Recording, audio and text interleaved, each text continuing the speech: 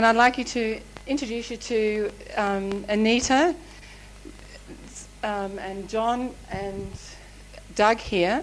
I'm just going to read out their resumes so that you know where everybody's coming from and all about these fine young people that we have here guiding us through our journey. I'll start with Anita's, Dr. Anita's. Yeah, okay. This is Dr. Anita Yvonne Zavatsky-Ray's resume, and I'll just read it through for you so that you have a clear understanding of all the wonderful things that Anita's done. This is a current resume of Dr. Anita Yvonne Zavatsky-Ray's, currently residing in Quivira, Cook Islands, South Pacific. Dr. Anita Yvonne Zavatsky is owner-manager of Universal Light Products, located in Quivira, Rarotonga, Cook Islands. Dr. Anita works hand-in-hand with the Cook Islands Natural Healing Centre as a nutritional consultant. Dr. Zavatsky-Ray is a doctor of acupuncture who is working naturally with her patients who desire an understanding of natural medicine. Dr. Anita has been in the Cook Islands for nearly 5 years. Prior to Rarotonga, she lived in Motueka, New Zealand, and worked with the Motueka Natural Healing Centre as well as the owner-manager of Universal Light Products. She was born on the 21st of March 1953, Elizabeth, New Jersey, Union County, USA. She's the first child of Adam Zavatsky and Mary Siratka, both of Polish descent. Education. Anita attended Mother Seton High School, Clark, New Jersey, where she graduated in 1971. She then attended St. Elizabeth University, Morristown, New Jersey, majoring in biology. She then attended Rutgers University, New Brunswick, New Jersey, where she completed 4 years of training working towards a BS in biology. She minored in music at Rutgers. Dr. Anita has worked as manager of the Ross Clinic in San Francisco, California, a holistic medical clinic which incorporated alternative medicine with Western allopathic medicine. This clinic encompassed colonic therapy, herbal therapy, naturopathic medicine, homeopathic medicine, allopathic medicine, Chinese medicine, acupuncture, iridology, massage therapy, chiropractic, energy medicine, complete lab facilities for diagnosis, chelation therapy and vitamin drips. The Ross Clinic has full interaction with holistic practitioners of all skills within the greater San Francisco area. Anita has had extensive training in psychic horizons in San Francisco, being trained in psychic healing and clairvoyant readings. It would be wise to consider that Anita has been advised to refrain from the practice due to her taking on karmic considerations of her patients. Anita has been a student of world religions and has been initiated by Saint Thakur Singh into the light and sound current. She is a student of Paramahansa Yogananda of the Self-Realization Fellowship in California and the I Am teachings of Saint Germain as taught by the Saint Germain Foundation, Schaumburg, Illinois. Dr. Anita has also studied with the Kundalini Yoga Foundation in Princetown, New Jersey.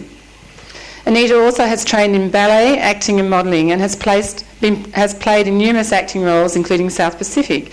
She has modelled professionally in California and the Cook Islands. Anita also has been a member of the high school and university choirs and was selecting a member of the prestigious San Francisco choir. Dr. Anita Zavatsky-Ray has also been trained in Chinese medicine, yoga and meditation. She has received training in health and the human mind, where she has functioned as a nutritional therapist the last 7 years at the Motueka Natural Healing Centre in New Zealand and at the Cook Islands Natural Healing Centre. She's received certification in iris sclera integrated diagnosis from the International College of Electronics. She has been trained and certified in body electronics by the International College of Body Electronics and received training in cranial electronics and visualisation and consciousness classes, leading to the time-space continuum warp. Anita was awarded her doctorate in acupuncture in 1993 from the Open International University for Complementary Medicine, Medicina Alternative Institute, Colombo, Sri Lanka.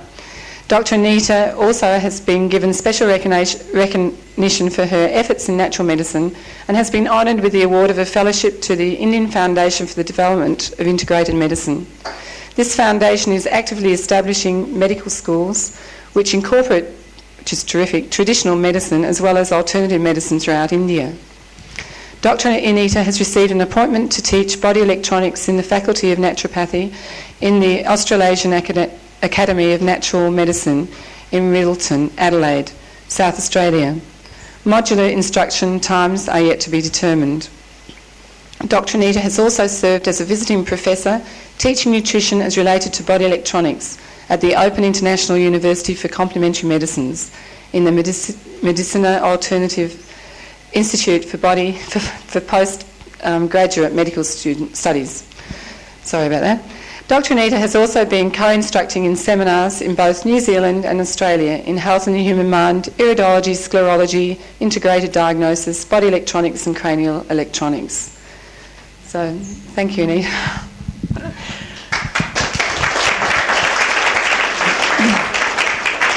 I would just like to give Christabel a little break here and say that John and I have just come from a trip in India, and they've also awarded me the gold medal from the Institute of Integrated Medicine in India.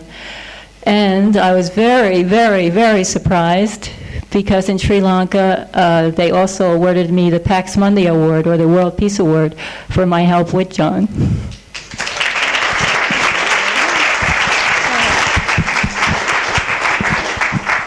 And now I'd like to introduce John Whitman Ray, Dr. John Whitman Ray, which you all already know him already, but I'll just run through his resume and give you an update of what's been happening. John Whitman Ray has been acknowledged in many areas as a master of the transformational sciences.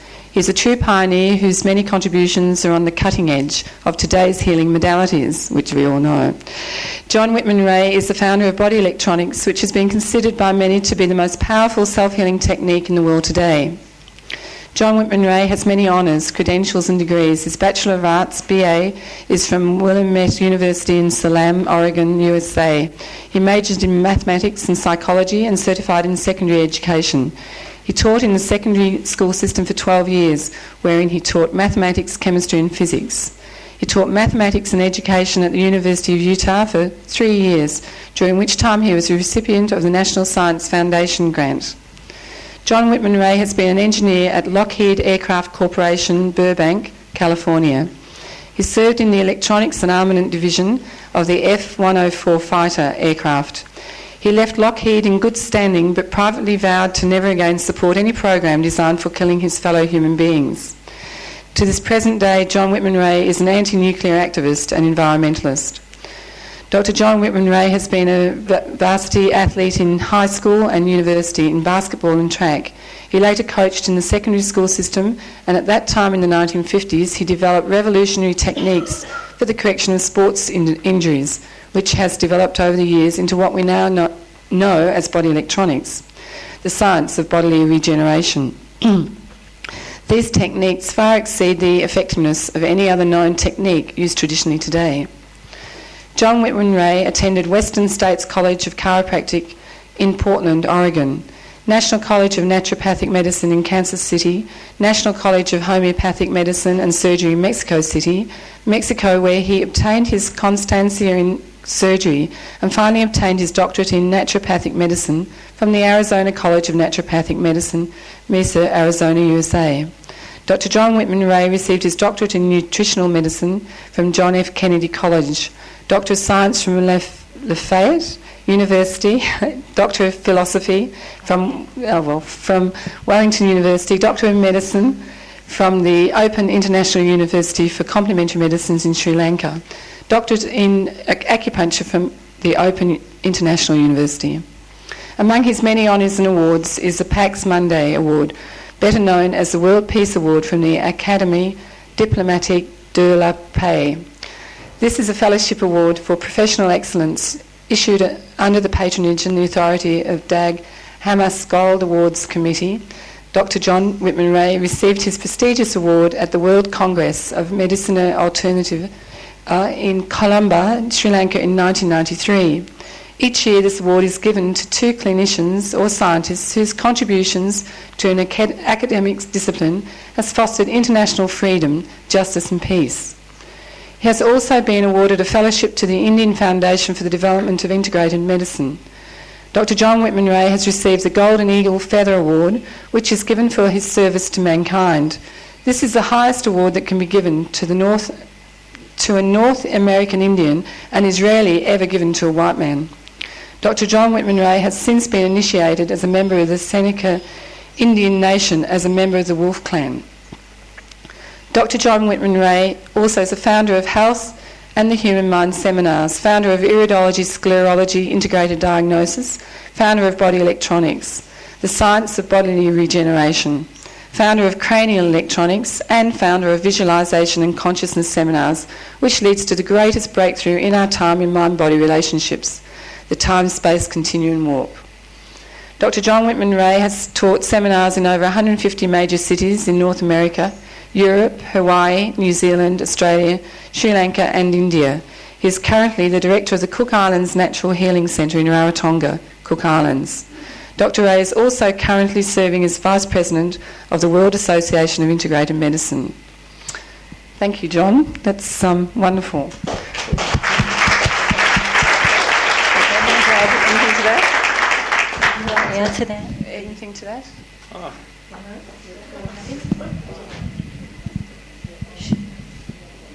At this time? John has also received some awards in India. He doesn't want me to tell you, but I'll tell you anyway. Go for it. He's also gotten the gold medal for the Institute of Integrated Medicine. And in Sri Lanka, he's actually been knighted.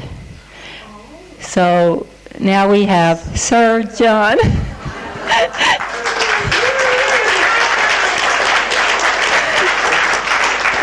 And by marriage, I am now Lady Anita.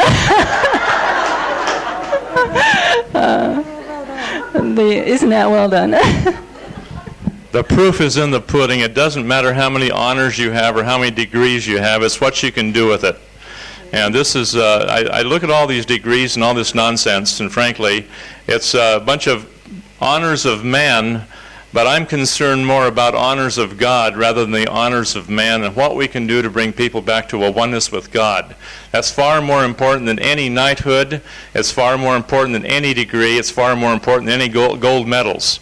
What's important is our individual relationship with God. And after having all these degrees, when you're young, you want to have recognition. And when you're old, you care less about recognition. You want to kind of go back into the tangles of the vine somewhere and relax.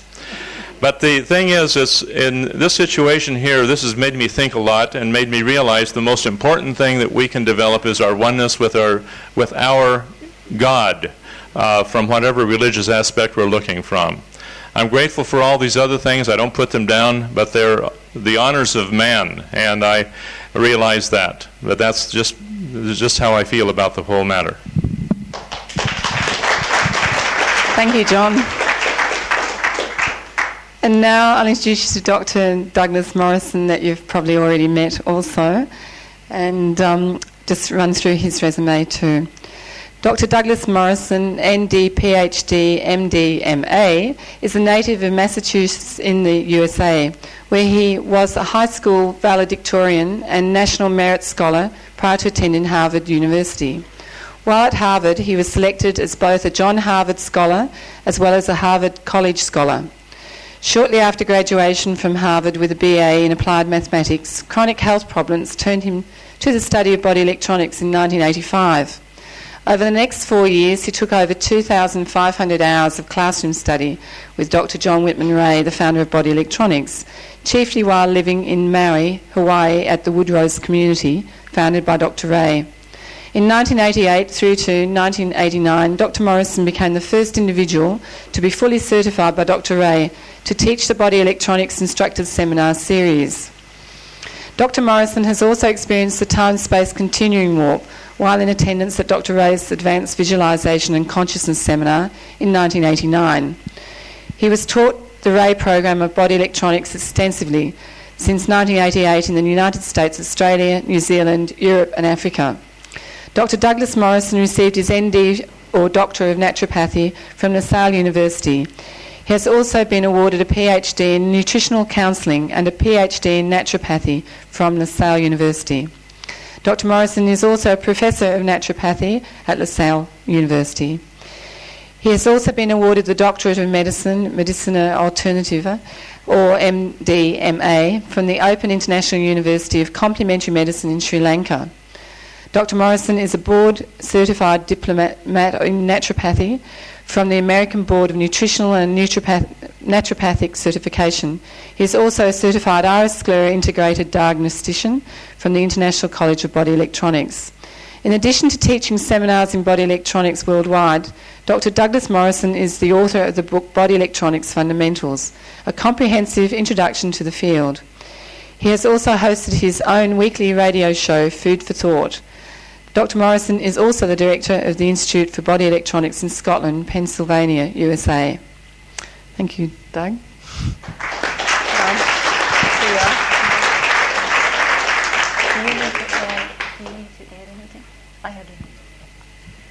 Okay, I just want to introduce to you Paul Bennett. He's our sponsor. He's sitting right here. And yes, and I want to thank him. I want to thank him for all the organizational work he has been doing to have this happen. And also Christabel Mary, she is our other sponsor. And I want to thank her. For those of you who don't know me, I'm John's wife. And for any of you that don't know, I take very good care of him. So he is ready for action to give you the information you want to hear. I just thought I'd put that in. Happens to be very true. Thank you. And I do have a few announcements here. And I also want to say to you that I will be overseeing the seminar along with Paul and Christabel. And if you have any problems, if your needs are not being met, if the food's not right, or if there's something wrong in the kitchen or anywhere, please come and see me or Christabel or Paul. Don't be afraid to talk to us. Just let us know. Only two Canadians here? Okay. There'll be another one arriving on Thursday. And by the way, Christabel, Jan Bowman will be coming in, I believe, on the 12th. Yeah, from Sweden. Okay? So put that down if you would. Now, would you like to introduce yourself, please? Come on up here. Would the Canadians come up here for just a moment? And then let's take the people. We'll take the Canadians first. My name is Louise Egard, and I'm from Thunder Bay, Ontario, which is the northern part in the middle of Canada. It's right at the head of Lake Superior. Our temperature now is 38 below, so I'm very glad to be here. I talked to my husband last night, and he says it's cold. Now, I have, for many years, have the great interest in holistic healing, so I go to many different seminars, and I was introduced to body electronics last year, so I'm here. Thank you.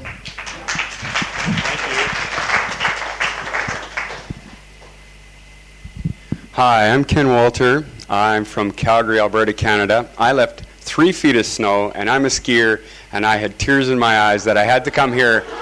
But something hit me about halfway here in the plane in that it was going to be summer, and I could get into that. So anyway, Paul and Susanna, through visualization and through the desire to teach and to learn more about natural medicine, I met Susanna in a park when my son one day, we were driving by in a car, and he says, "Let's go to that park, Dad," and he's 3 years old and he's got control like that. And I said, "No problem, Joshua," and we stopped, and Susanna was there, and Susanna started talking to me and told me about this body electronics, and I needed to have something happen in my life because of some injuries that occurred to me. And Paul showed up, and Susanna came down to Calgary, and we got a course organized, and now we've got a really good, solid core in Calgary. People are practicing this every week in Calgary. There's about 20 people who are just thoroughly dedicated. So we're going to be spreading it out there, and I'm really glad that Paul has helped me to come here, and it's just great to meet you gentlemen and everyone else here, and I hope everyone has a great time and learns lots. Thanks. Any more Canadians? Okay, would the people from the United States please stand?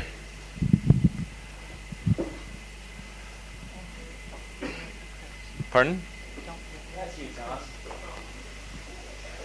Okay, please stand. Keep standing if you would, please. We've got how many people do we have here? 3, 6, 7, 8, 9, 10. Got 10 people here. I think. Give him a chance. Okay, Chris, is Chris here? Okay. Let's have you introduce yourselves to everybody, and just a brief introduction. I think this is necessary because all of you will be getting to know one another. Jane Hammer from United States of America, Arizona. Thank you. My name is Jane Gale, and I found out about body electronics in Australia last year when I was here, and a lady in our neighborhood was being treated for eczema that she had all of her life. And I wanted a better health. Jane and Jane are mother-daughter, and we never did decide who was Big Jane and who was Little Jane. It's been a source of controversy. My name's Tom from the Free Republic of Northern California.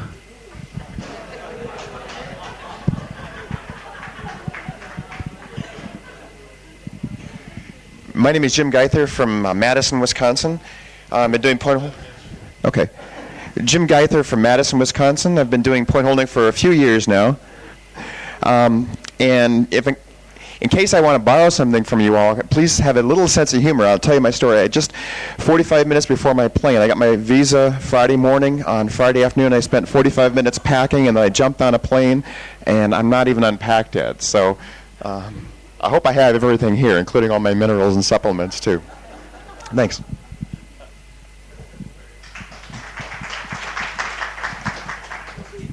My name is Ingrid Nelson, and I'm from Madison, Wisconsin also. I've been doing body electronics for quite a few years also.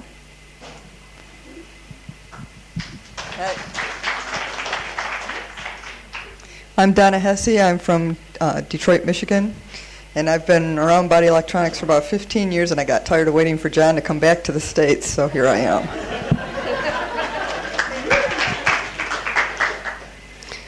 My name is Gloria Nelson, and I'm from Madison, Wisconsin. Originally from Chile. Hi, I'm Dana Stowitz, and I'm from Madison, Wisconsin, most recently from Colorado.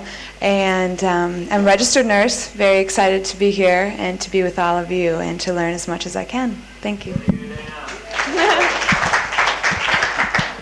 Hi, I'm Matthew Hammond. I'm from Hawaii. 3 weeks ago, I wasn't even thinking of body electronics, and I bumped into Douglas's book and read it, and that got the whole thing going, and here I am.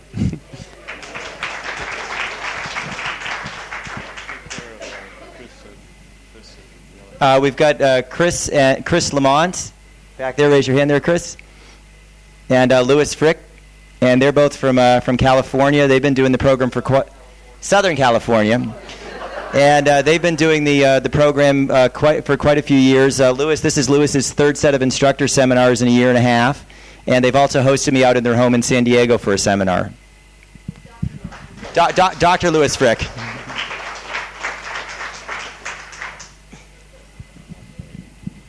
Thank you. Now, anybody south of the border, Mexico down through Central America? Okay, anybody from the United Kingdom, England? Okay, one. Get your hands. You're from London, sir? Or Tanzania? Cameroon. Okay. Would you like to come up here? The people from London and England, there's several people here that I know are from the UK. Come on up here and introduce yourselves.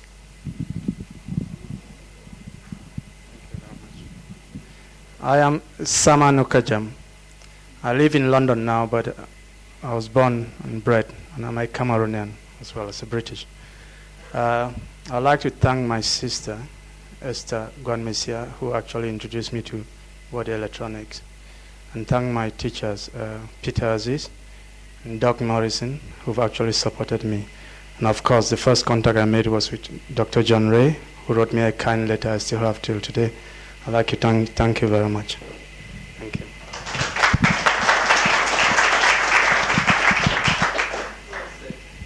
Thanks. Hello, I'm Elaine from the Midlands area in England.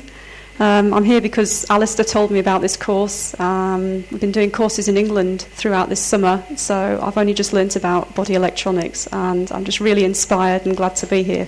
Thank you.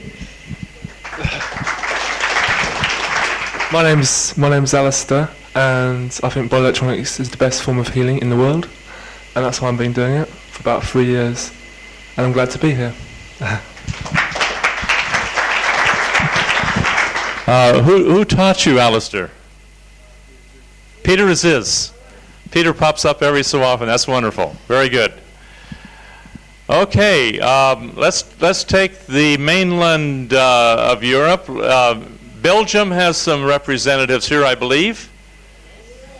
Where's the Belgium contingent? Come on up here, please. We have another?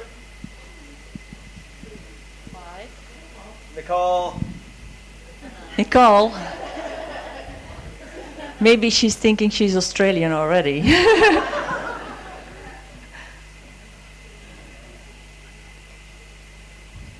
Yes, I'm Janine from Belgium, and I did a course with Doc in '94, and I was really lucky. We had him over already twice for 2 weeks in Belgium.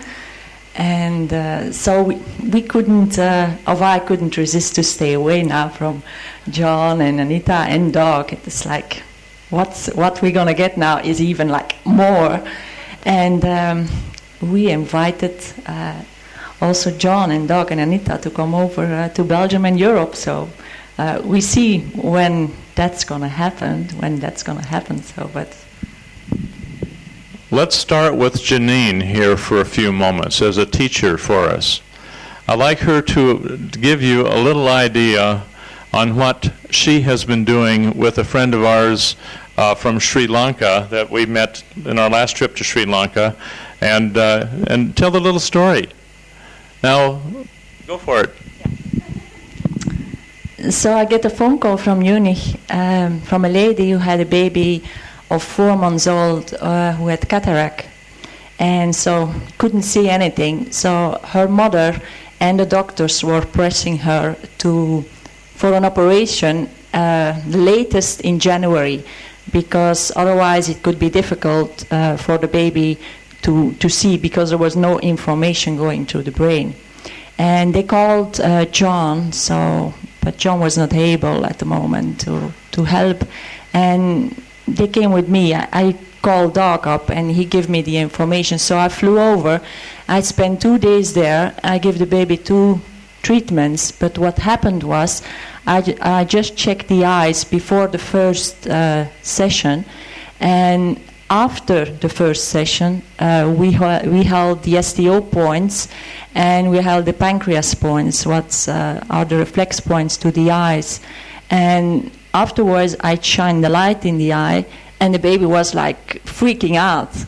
So they did every other day another treatment. So the baby, I think, had about 8-9 treatments now.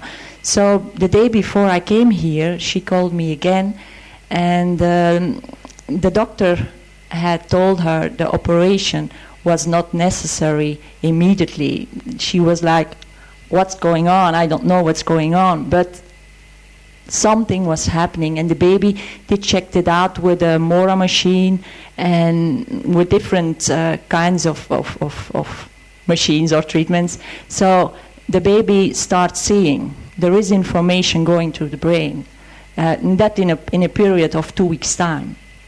So even the doctors were saying it needs to be an operation. The mother kept believing, no, there is another way. and she met John and Anita in Sri Lanka. So, and it's like it's jumping over wherever you live in whatever country. It's like people are there, and it starts spreading around. And for myself, it was the first time that I had a baby.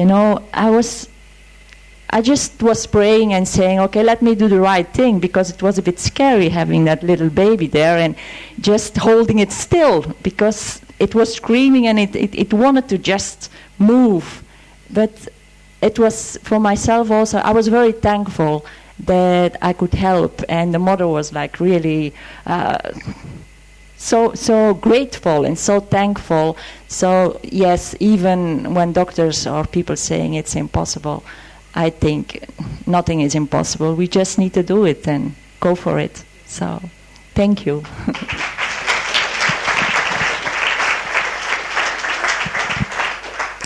Hello, I'm Christina. I'm from Belgium, just outside Brussels. We saw Doug last year in Belgium. I've seen all the videos with Doug, John and Anita, so it's the first time I've seen him in real life. Thank you.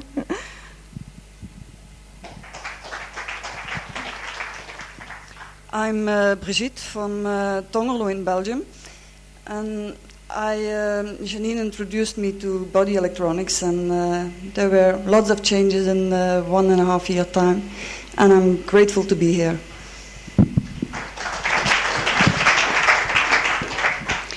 I am Nicole from Nieuw-Gent in Belgium, and I'm also grateful to be here. Bridget has also been very, very important in the spread of... stand up again, Bridget. Bridget, now Janine has been my sponsor over in Belgium, but without Bridget, the seminars couldn't happen, because Bridget's been the translator. And she's done an absolutely tremendous job of translating the seminars as they've happened. And she's also translated most of the course material into Flemish. And she's also translated my entire book into Flemish. So she's done quite an outstanding job.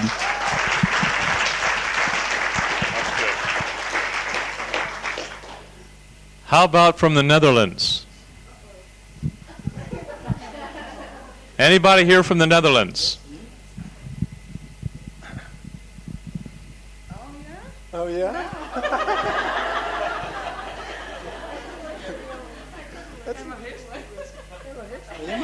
Oh,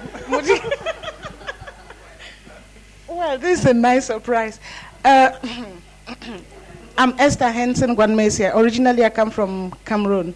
Sama is my cousin. I have been trying to get in touch with, physically with Dr. John Ray from 1990, when I was first introduced to the course by Peter Aziz. I want just to say a little thing of how body electronic has grown. I was working in an Ayurvedic clinic in Rotterdam together with the mother of this young guy.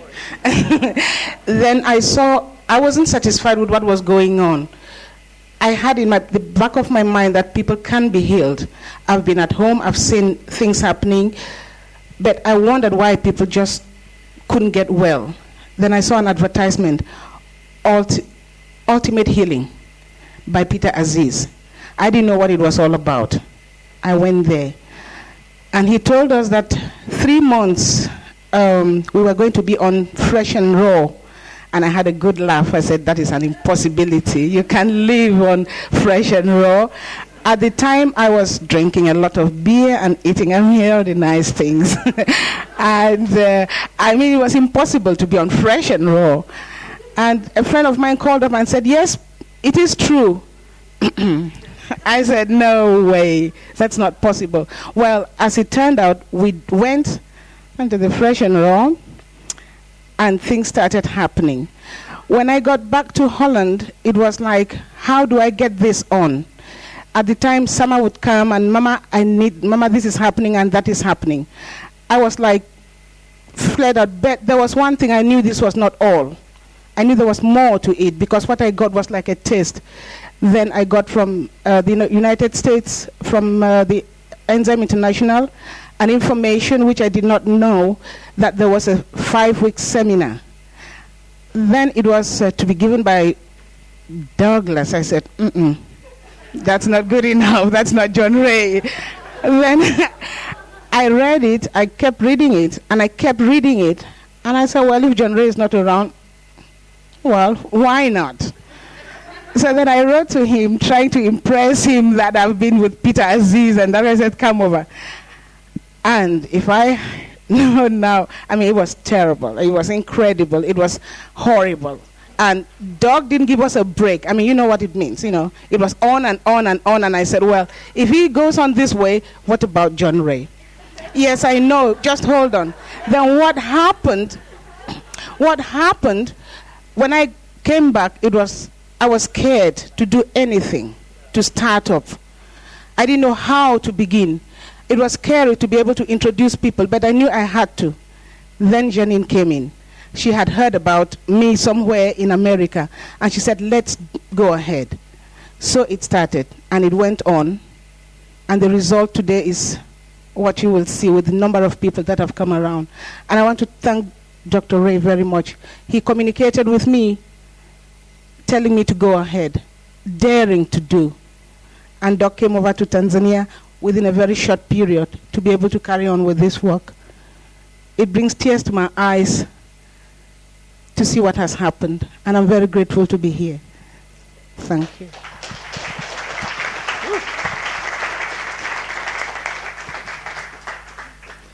I'm also from Holland. I didn't know there were more people from Holland. I got to know body electronics in New Zealand through Elizabeth, who was so excited and so enthusiastic.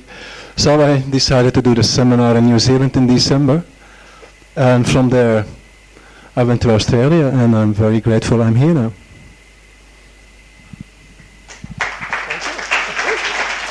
Good morning, class. My name is Tarek Bezid. It might be a bit difficult for a few people, so you can call me T, as T for drinking.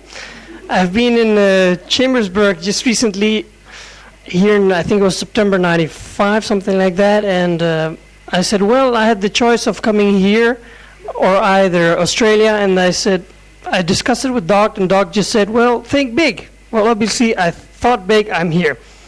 Enjoy yourself. God bless you.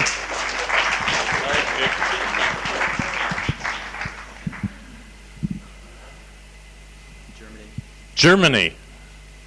We have some German contingents here. Come on up here and introduce yourselves.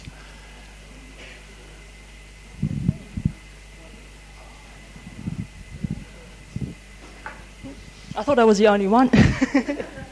I've lived in New Zealand for a while, so I'm almost a New Zealander now. My name is Monica Somerville. Speak. Monica Somerville, my name. Yeah, I'm really happy to be here. I didn't think I could make it, but I did.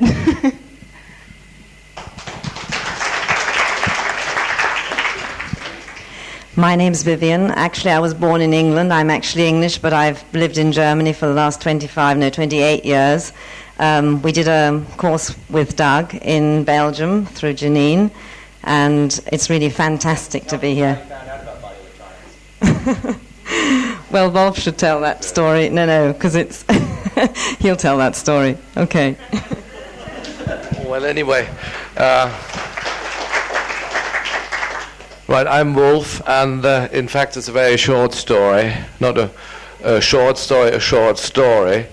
I happened to be here in Cairns last year, and I was just shaving in the caravan park, and there was some person from New Zealand just standing next to me shaving, and I had about 15 minutes time because I was going to go on the Barrier Reef at 8 o'clock.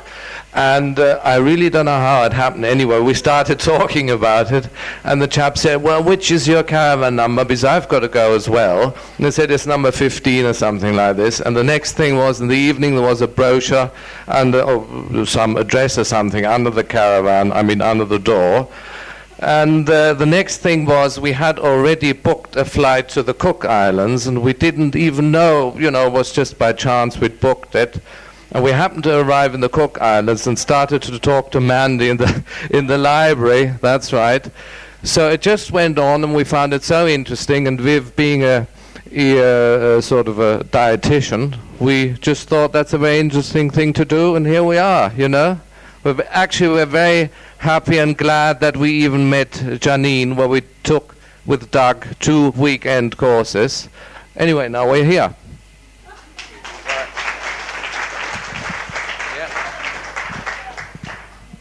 Finland.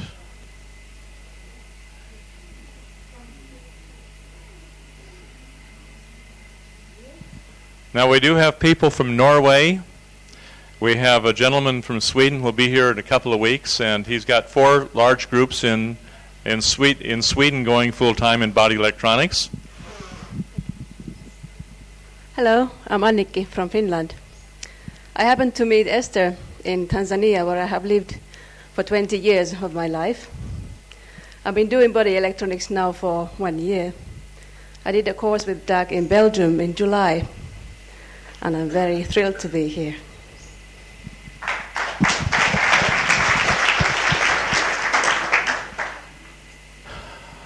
Now, did any French? French, Spanish, Italian, Croatian?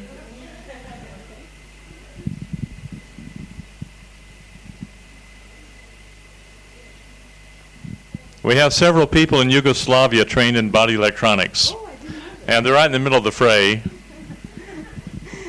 Well, I'm Ratka Sutila, and I'm an aromatherapist, and I met Esther in Tanzania, where I have been living for the last 14 years, and well, we've done great thing in body electronics, and I have to tell you all, I've already healed myself. I had uterine fibroid, and it's a 5 months pregnancy. I don't know. This big. Is this big? Well, I've been for 1 year on body electronics, and when Doug came in June to Dar es Salaam, well, he put me on heavy program with papaya leaf tea, what I've been faithfully drinking, and I think there is nothing in. I'm over. Thank you.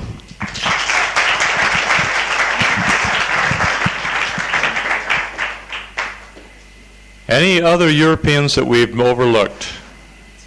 Okay. Africa? Tanzania?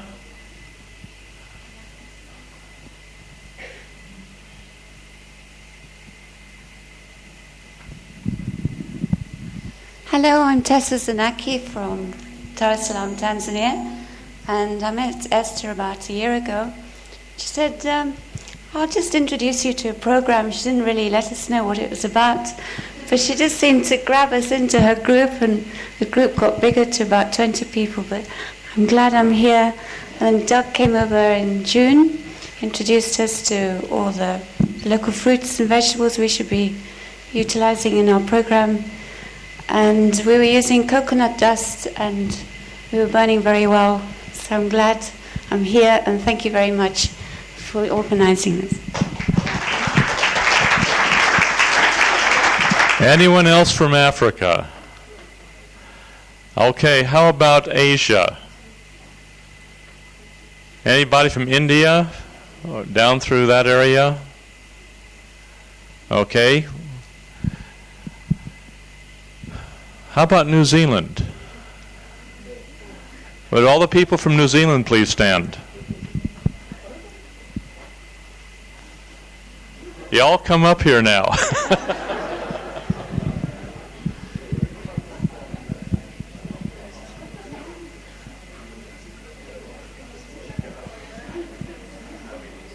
I was going to say, are there any Australians here?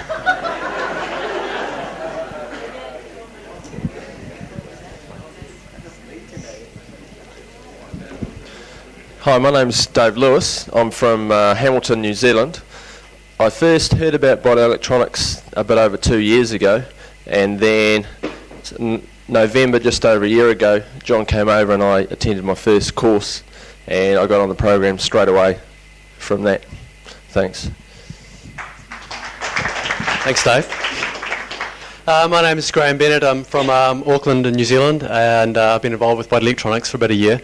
I felt really good last night. I'm a bit nauseous this morning, so it's starting already. Thanks very much.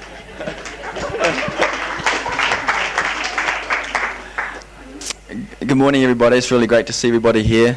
Hey, Ian. I'm Brooke Rhodes from Auckland, New Zealand also, and I'm very honoured and grateful to be here, and very happy that these fine people to come here again this year. I've been doing body electronics for a little while, and I hope to be doing it for a lot longer. Thank you. Hi everyone, my name's Kai. I'm from Auckland, New Zealand too, and I don't know why I'm back this year. I think I'm half crazy. Yeah, so I hope you all enjoy it. So Kai, if you take the course again, are you going to be completely crazy? Maybe. Which direction are we going? Hopefully upwards. Yeah.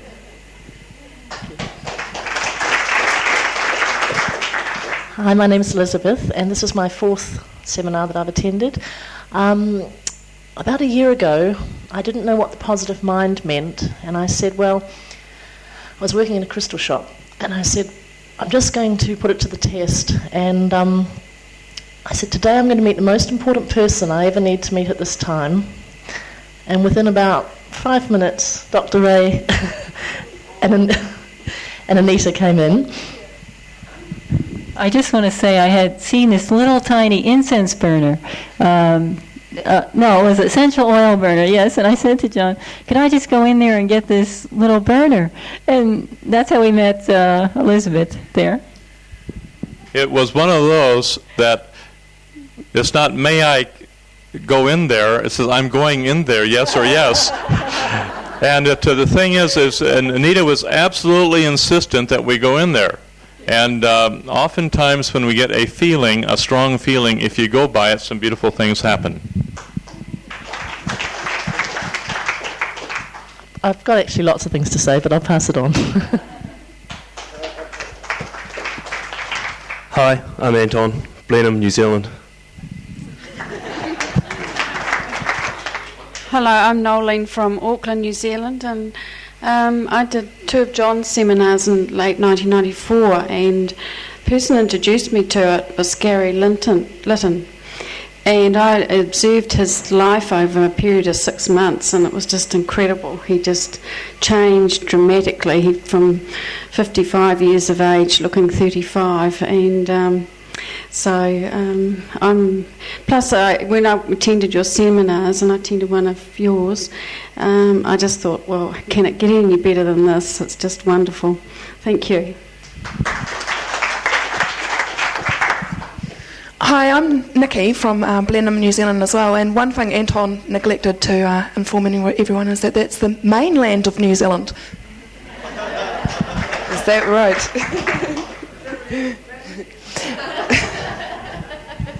My name is Rebecca Papali, and I'm from the northwest of New Zealand, a small place with 2,000 people, Dargaville. And I actually first heard about body electronics through Rex Brickland, and then the person that I did the introductory course with and met was Brooke Rhodes. So I've been probably very privileged with the best company in body electronics aside from yourself, so it's wonderful to meet you all, and I'm really looking forward to doing the course. Thank you. Hi, I'm Clive Mons from the very far north of New Zealand. You can't get very much further north. I heard about John Ray just in October and came down to Auckland, and ever since attended some seminars with Doug, and I'm just really pleased to be here, and I'm really looking forward to the next 5 weeks.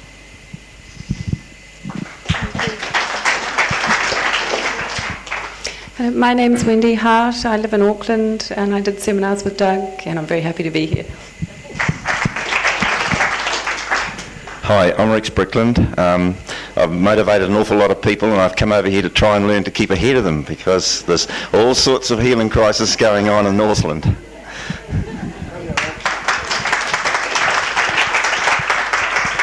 Hi, my name's Jan Sothich. I'm also from Auckland, New Zealand. I was a little bit more successful with bringing all my pills and potions than some of my fellow travellers. I managed to sweet talk customs to let me keep everything. I went to a mind-body exhibition with Dr. John, and then I went and attended his seminars, but that wasn't enough. I need to know a lot more, so I never expected to be over here, but here I am. Hello, my name's Ross Davidson. I'm from South Auckland, Papatoetoe. Just like to thank Brooke, because he and another guy, Philip Dowling, put together their first teaching course in Auckland, and there's a few of us there and it sort of got us started, so well done for that.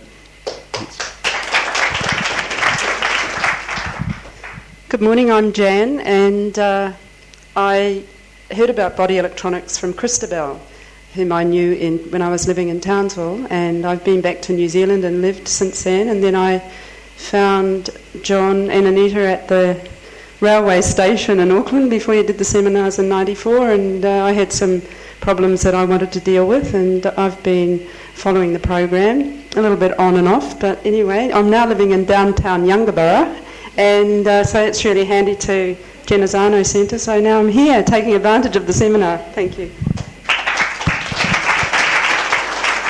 Hello, my name is Helen. I'm actually from Western Australia, but I came to New Zealand when I was one, so I guess that makes me New Zealander. I'm living in Auckland, and I'm very new to body electronics, and I was introduced to it by a friend called Alessia McCartney. Thank you.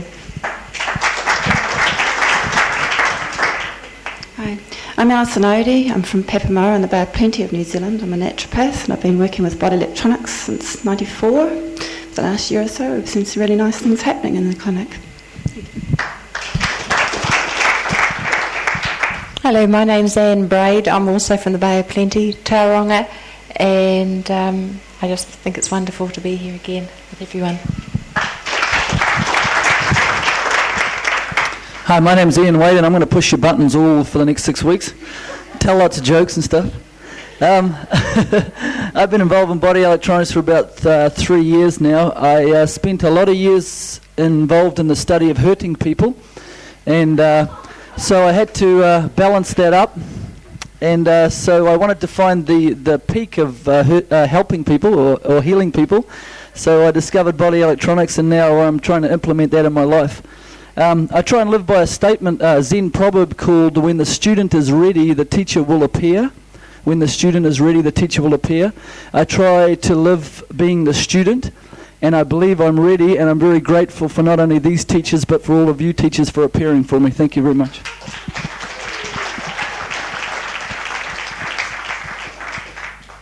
Did we miss any dormant Kiwis? Okay. Spot the Aussie now. Okay, spot the Aussie. How many Australians are here? Would the Aussies please stand? And these folks here, nearly all of them have been involved in BE. And why don't you just come on up here, folks, and just introduce yourselves. I want all of you to get to know one another.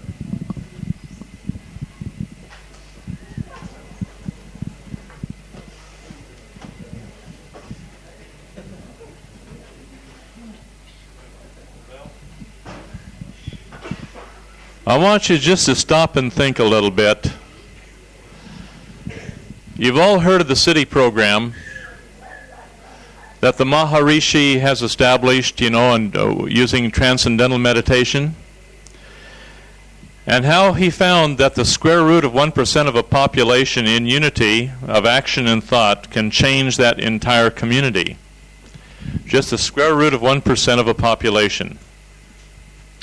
Now you'd look at this mass of people here from both New Zealand and Australia. You take a look at the number of people throughout the entire countries that are involved in body electronics. You're seeing a very rapid consciousness change. Morphogenetically, it's happening throughout all of New Zealand and all of Australia by simple sheer numbers. And each of you, when you go back to your respective areas, you're going to have the same thing happening, and it's going to be a marvelous, marvelous transformation if there's just simply a constant degree of consistency. Lil? My name is Lil Kelman. I was introduced to body electronics by Ruth and Simon, who are just there, middle of last year, so I'm fairly new to it. I did John's course in August, and I've been practicing since. And I'm really pleased to be here. My name's Chris. I'm from Melbourne, and I'm very happy to be here. I'm Simon. I was introduced to body electronics by Anna Vass, which I'm very happy about. I attended the course with John and Anita in September, and I'm looking forward to the next 5 weeks. Hi, I'm Ruth Propsting. I heard about John Ray, not by name, but in a vague association about 18 months ago, and I thought, that is for me, and I didn't know why. And then I was found I was in a health crisis in May last year, and still felt there was another way than what was offered me orthodoxly. And I guess I put out for it because I met Anna Vass, and I've been working with her ever since, and I did the program with John and Anita in September.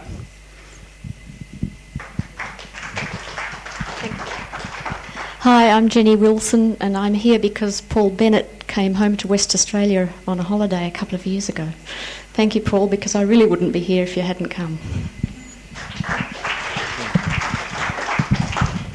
Hi, I'm David Whistler from Byron Bay, and I first heard of John in Byron Bay when he first came to Australia, running his first workshop there.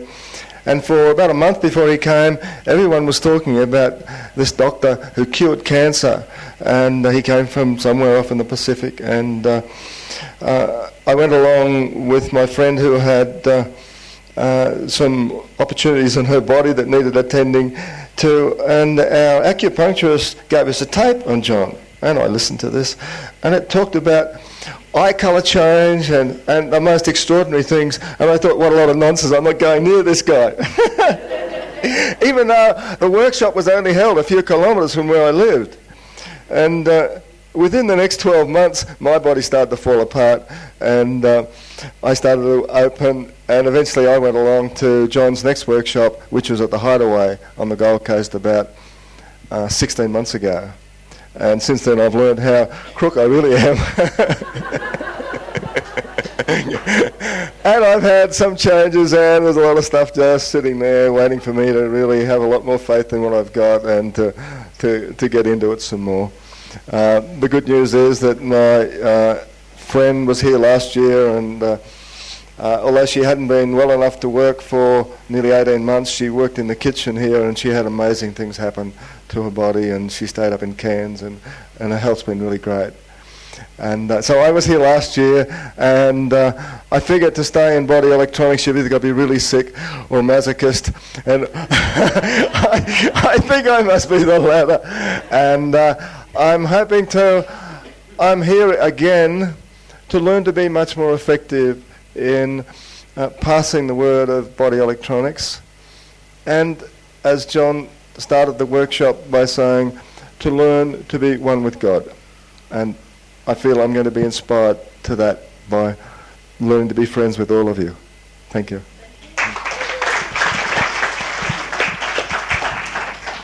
My name is John. You can tell by my accent that I'm a Canadian, but I've lived in Australia since 1962, so that's why I came up with the Australians instead of the Canadians.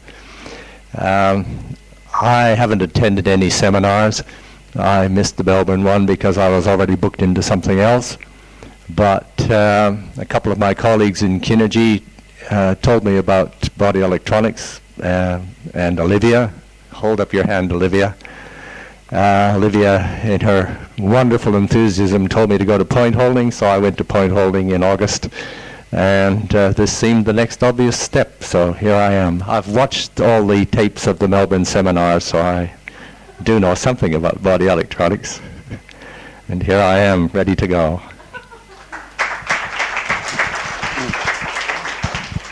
Hi, my name is Ian, and my wife, who chickened out, is Gloria.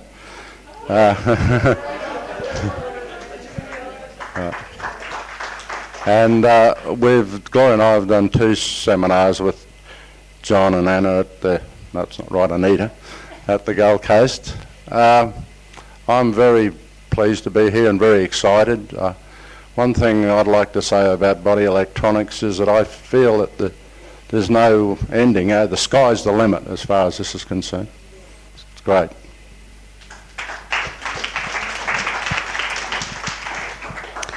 My name is Irmgard Panwitz. I'm living in Australia, but I'm still a German My husband also. I had the first contact with body electronics last summer. I got some paperwork about it, and because we had attended some courses in Jinshin Jutsu in '84, it was that is also kind of acupuncture.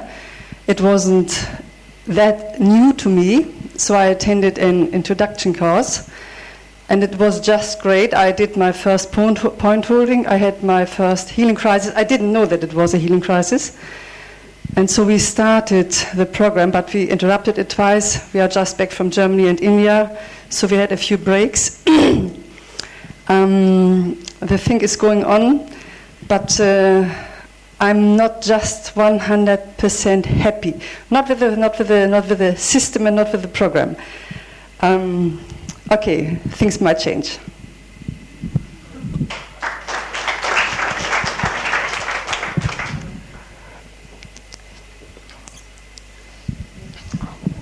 What a time to get stuck.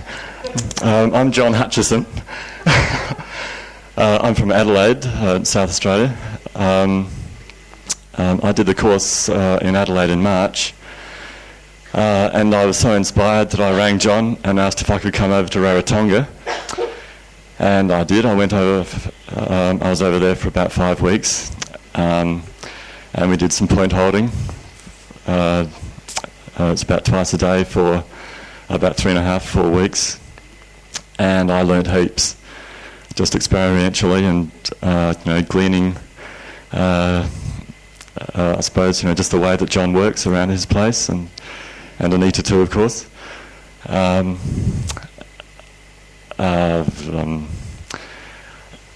After coming back to Sydney, I came up the coast on a motorbike, and I stayed at many places.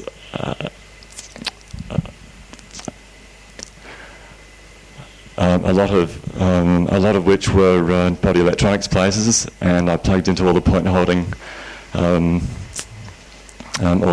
groups up the coast, and also that's been a lot of learning, also with the way people operate, and I've learned heaps. It's been absolutely fantastic. It's a bit like a pilgrimage, really, over the last few months. And here I am, and can't wait to get into it. Thank you.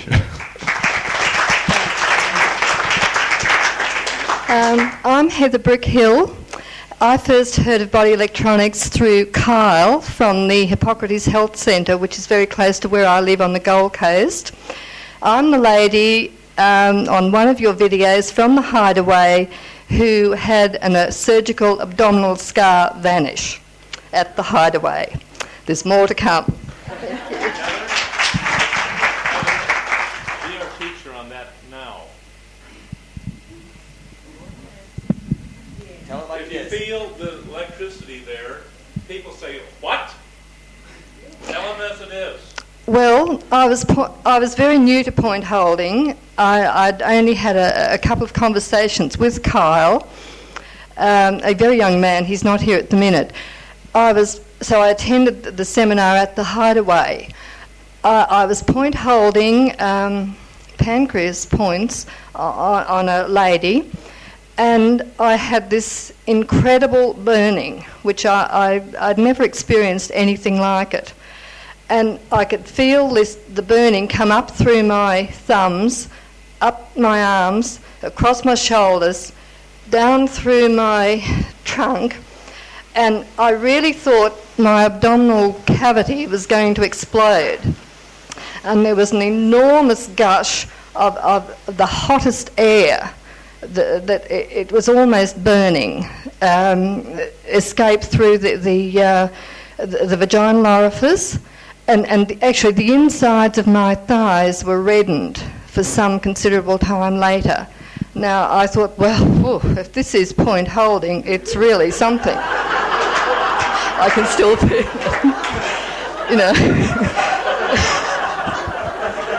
it. Do I tell anyone about it? I didn't dare for a while. And about 3 days later, I think it was, I was having a shower at home. And I thought, my God, I don't really observe my abdomen every day closely. And I thought, God, I'm one scar less. I mean, I've got a few there. And then it occurred to me what had happened. And I still didn't know how to tell anyone. But that day, John came and sat beside me at lunch. And I asked him if he'd like to hear the story. And that's how it was.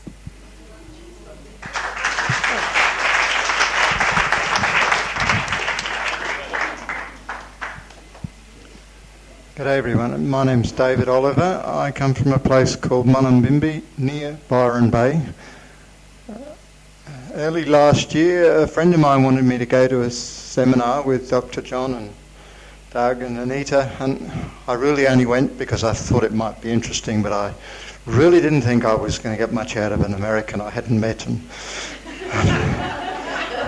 within a matter of an hour, I was totally riveted to my seat and wide awake, and I have been involved in body electronics since then, and thanks to these people, it has changed my life, and I think it can change all our lives and a great deal more people if we will allow it to happen.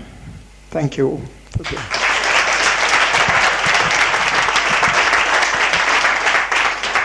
Hi, my name's Gary Caldwell. I'm from a place called Gindra, just out of Albury-Wodonga. I put out to learn a healing modality, and a bloke named Brian Nicholas turned up in Albury within a day. So I got involved with body electronics. And I bought a book off him. It was John's first book, Logic and Sequence. And I read this to lovingly and willingly accept all experiences of life. And as I work the next day, I'm a rigger, structural steel. And laminated timber purling weighing 110 kilos dropped from about 12 foot above me. And I experienced that as it happened. It broke on my shoulder and I stayed on the steel. So I called the crane hook over to me, jumped on it in case I passed out because I'd seen accidents before. And I checked myself out. Nothing wrong with me. I expected shock. Nothing wrong with me. And I had a little graze on my hand that I'd knocked the crane hook as I got off it. So I got back up and carried on. So just by reading a book by this man, my life was saved. So I thought, I'll follow this through. I went to John's seminar in Melbourne, February, March. If I can help one person, this is all worthwhile. A bloke come to work with me, he says, I don't know why I'm here. I told him what I meant. He says, I need a liver transplant. It's the only way I can live. Explained the stuff to him. He came out, we held his points for 4 consecutive weekends. His tests, normal liver. Since then, my wife, they wanted to chop her up for fibroids. I told her about the 4th option of nutrition. She got on the program. Everything's okay. And I'm only just learning this stuff. Thank you.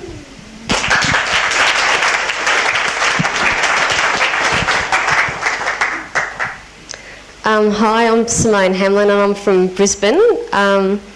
The thing that attracted me to body electronics, apart from the nutritional program, and I'd been searching for a while, was just the universal truths and the laws that it was based on. That's what hit me really hard. And just open things. And another thing that I really love about the body electronics is that I was really blessed that I had my family there to really sort of pull in and support me through the point holding, and we had heaps of sessions at home. And just a lot of the things that happened on the table really opened the eyes of my family, because it happened in such a way that it just couldn't be denied, because, you know, my father, who's a very black and white man, was experiencing things that just blew him away. So I'm very grateful for the experiences that it's given both me and my family. And I feel very blessed to be here, and I'm really excited to be on an adventure. Thank you. Hi. My name is Glenn Knight and I'm from Perth. Actually, I'm really excited about doing the course because I feel that it seems to bring everything I've learnt together. So I'm really looking forward to it. Thank you.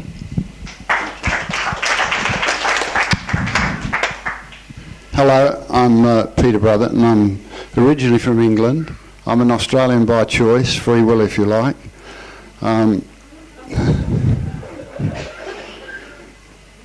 Last year I learnt a lot here, but I'm back here again to have a deeper understanding of what I learnt. Body electronics really does work as long as you're willing to work with it. And it works at the rate that the person is willing to work with it. I'm involved in 2 groups in Melbourne. People get to a point where I think they drift back into the collective consciousness. And that's a bit of a trap, because then they get disillusioned with what's happening in their progress, instead of being in the concept of being one with yourself and with what's happening around you, and just let it happen. Thank you very much.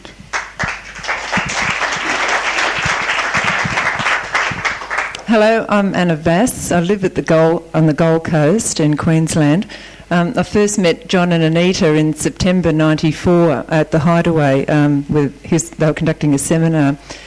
And I knew just from that meeting that what they spoke of was the truth, and I'd been searching for that for quite a long time. And some most marvellous things have happened in my life, and been able to help other people as well, and my life has changed so much. It'll never be the same, and it's all for the better. And I'm here again. I was here last year, and to learn more, and so I can help other people.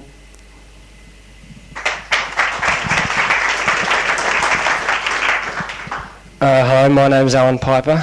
I'm originally Australian, but I've been living in Belgium for 19 years.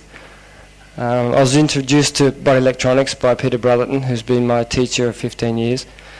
And this is the last thing he has to teach me, because I think this is the truth.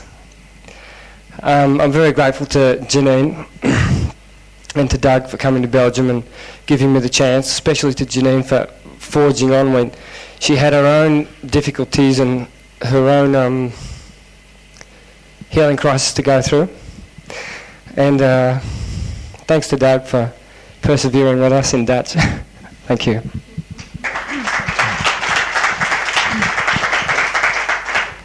Hello, my name is Carol, and I live in Lismore, which is near Byron Bay. I'm very happy to be here. It means a great deal to me to have made it up here. I first came to body electronics, or first found out about it when I was swimming around a waterfall, and a friend of mine who I used to prescribe homeopathic medicines for said, I'm not taking homeopathics anymore, I'm doing body electronics. And she explained it to me in a nutshell, and she told me how dreadful she'd been feeling on and off for months and months on end, and anyway, she gave me a book, and I read some of that, and I thought, how can I possibly go without my weekly acupuncture treatment, which I desperately need to keep me feeling good? I was scared, but I knew that I had to do it. And so here we are down the track. I've had miracles with my back. I'm totally 100% free of pain now.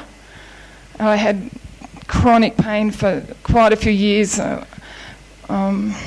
And just to prove it, I went and picked peaches for 5 weeks, which is a heavy manual job, lifting very big baskets of peaches all day. And it's wonderful. No problems.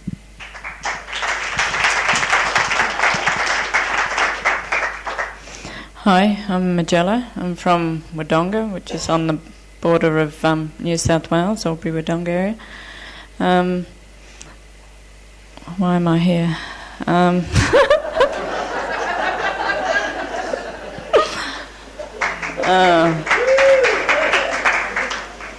I guess for myself, I'm really looking forward to the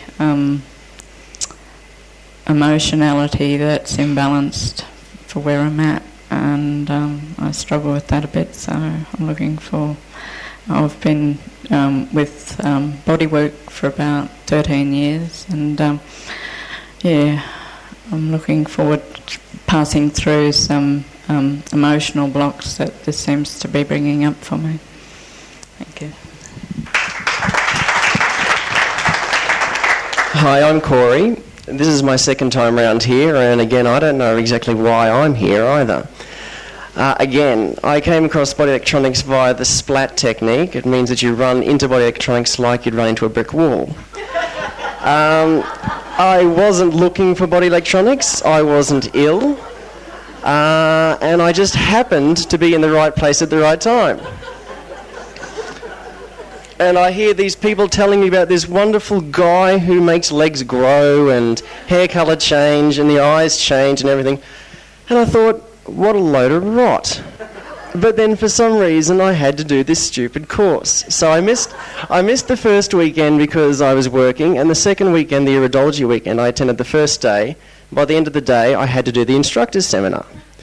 So for some strange reason, I went and did the instructor's seminar last year, and then carried on another whole year of teaching people and point holding groups. And it's been really good, and so I'm back again, willing to learn more, and we're fortunate enough to have these three lovely people coming down to Brisbane, and we're going to be hosting the seminar for them, so we're looking forward to that. It'll be wonderful. Thank you.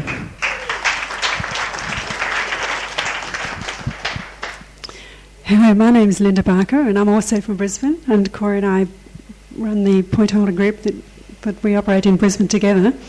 When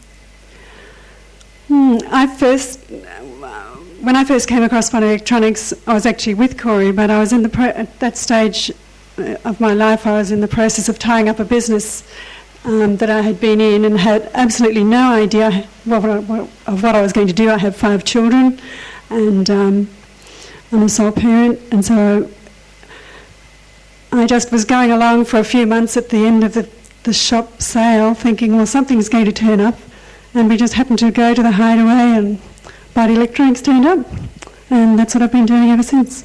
Thank you.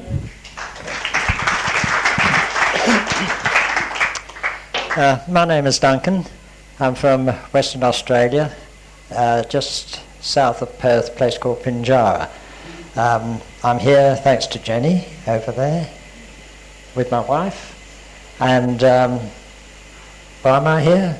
To learn and hopefully to be able to give back some of what I've received. Thank you.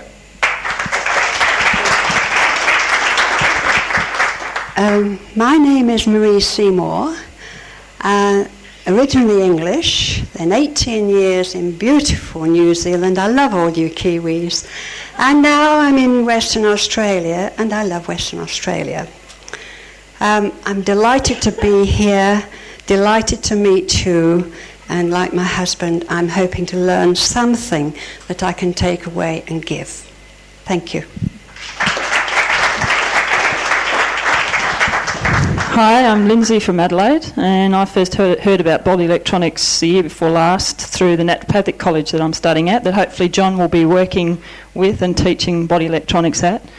And then did the seminars with Doug, John and Anita in March last year, and so I'm just looking forward to learning to help myself and to help others. Thank you. Hello, I'm Gavin Houston. I'm just a local from Yungaburra, and it's going to be a very special time sharing the next few weeks with all you beautiful people, and I thank you. I'm Lynn George, ex-New Zealand. I'm over here because of the sunshine. I read about Dr. John in our local paper, and I thought, this guy, where has he been all these years? Because for the last 20 years, I've been to the, doctors. And every time, but I think now I've learnt something about this body electronics, and I've more or less manifested my own problem because I resisted those doctors, because every time I got some pills I threw them in the bin. I didn't want them, but But I've been looking for Dr. John for years. I've found all sorts of other people, but none of them have done anything that Dr. John's going to do. I think he's fantastic, don't you?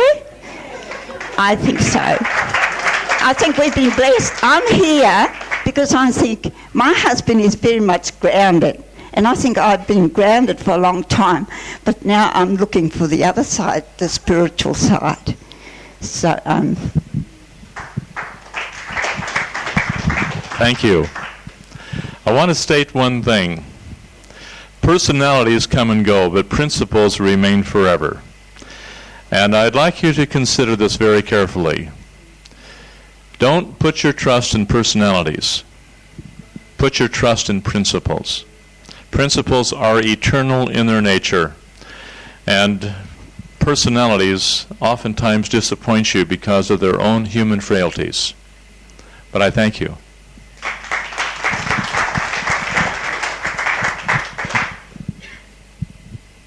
Hi, I'm Jeff Barr. Christabel introduced me to body electronics, and then we did the seminar down the Gold Coast, and was here last year, and it's been great helping people and feeling that emotionality that I've resisted through the years come up, and it's really good.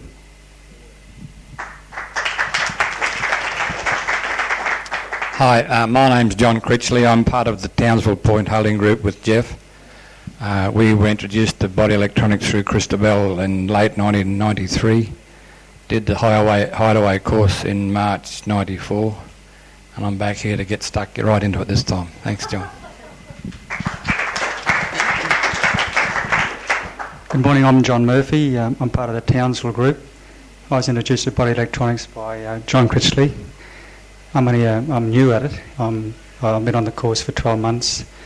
I'm up here to learn as much as I can. Thank you.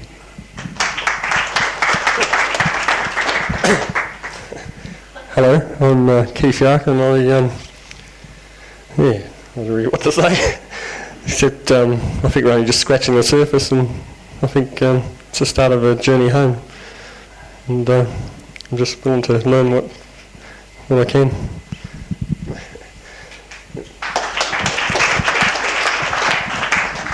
Hi, I'm Brendan Fox. I'm from Adelaide, South Australia. I know everything is possible. I'm into regeneration, and I love the message these guys are spreading through the world like a snowball.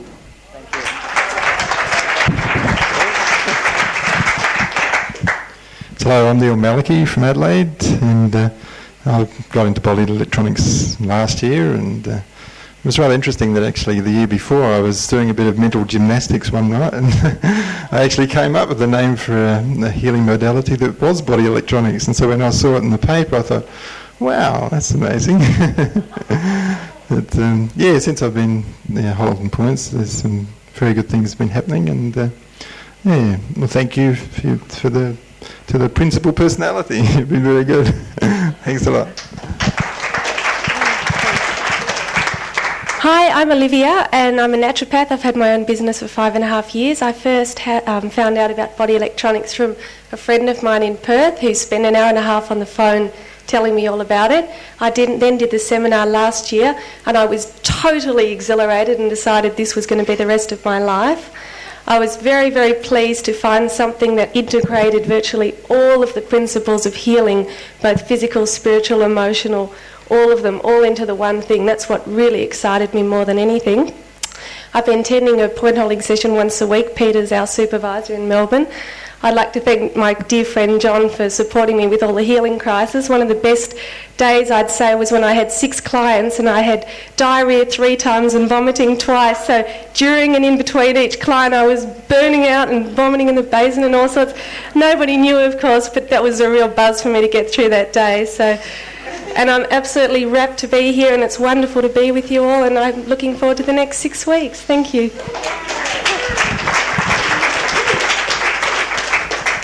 Hi, my name's John. I met Olivia about 1.5 years ago, and we seem to have an instant sort of spiritual affinity, and then a really deep friendship developed, and she told me about body electronics, and it seemed interesting, but I basically went to point holding just for the company to be with her, but then there was a really great sense of togetherness with everyone at the table and a oneness. And I started watching the videos and found them so stimulating and it just so mind-blowing. I thought, this is something I have to do it. And I'm here now and excited to be here. Thank you.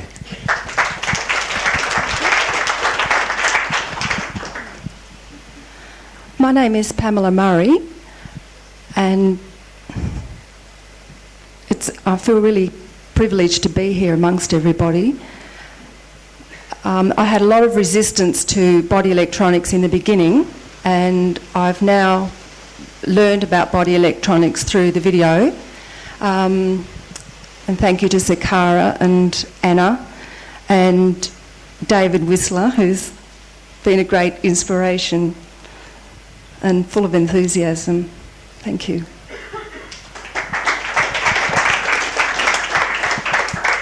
Hello, my name is Tom Caskey. I was attracted by an advertisement in the newspaper offering a free lecture.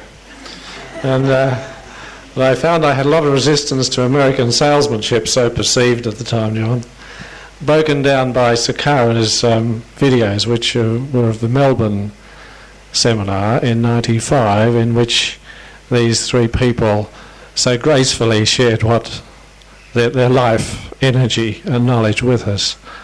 So I'd like to acknowledge David also and Anna. We attend, Pamela and I attend both of their point holdings, and it is a privilege to be in such good company. Thank you. My name is Tanner. I'm from the hinterland of the Gold Coast. I met Kyle Grimshaw-Jones about 6 months ago, and I've been into point holding ever since. And thank you. My name is Peter Downs, and I've been part of a dedicated point holding group in Albury on the New South Wales-Victorian border, and this is my first seminar and I'm really looking forward to it. Well, my name's Jonas, and I read the Bhagavad Gita at about 7, so I've been interested in this sort of stuff for a while. And first met John at the Hideaway, and that's it, I guess.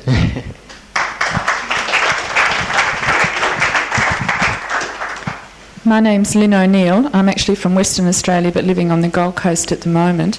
I was at Hippocrates Health Centre for 3 weeks in May, met Carl Grimshaw-Jones, who introduced me to the Ray program, which I'd had already put in my face twice before and rejected through John and Mary Brunnages. So I gave up my resistance and went onto the program straight away for my healing. And I've had wonderful experiences. And just 2 weeks ago in point holding, I vomited up these tumours from my stomach.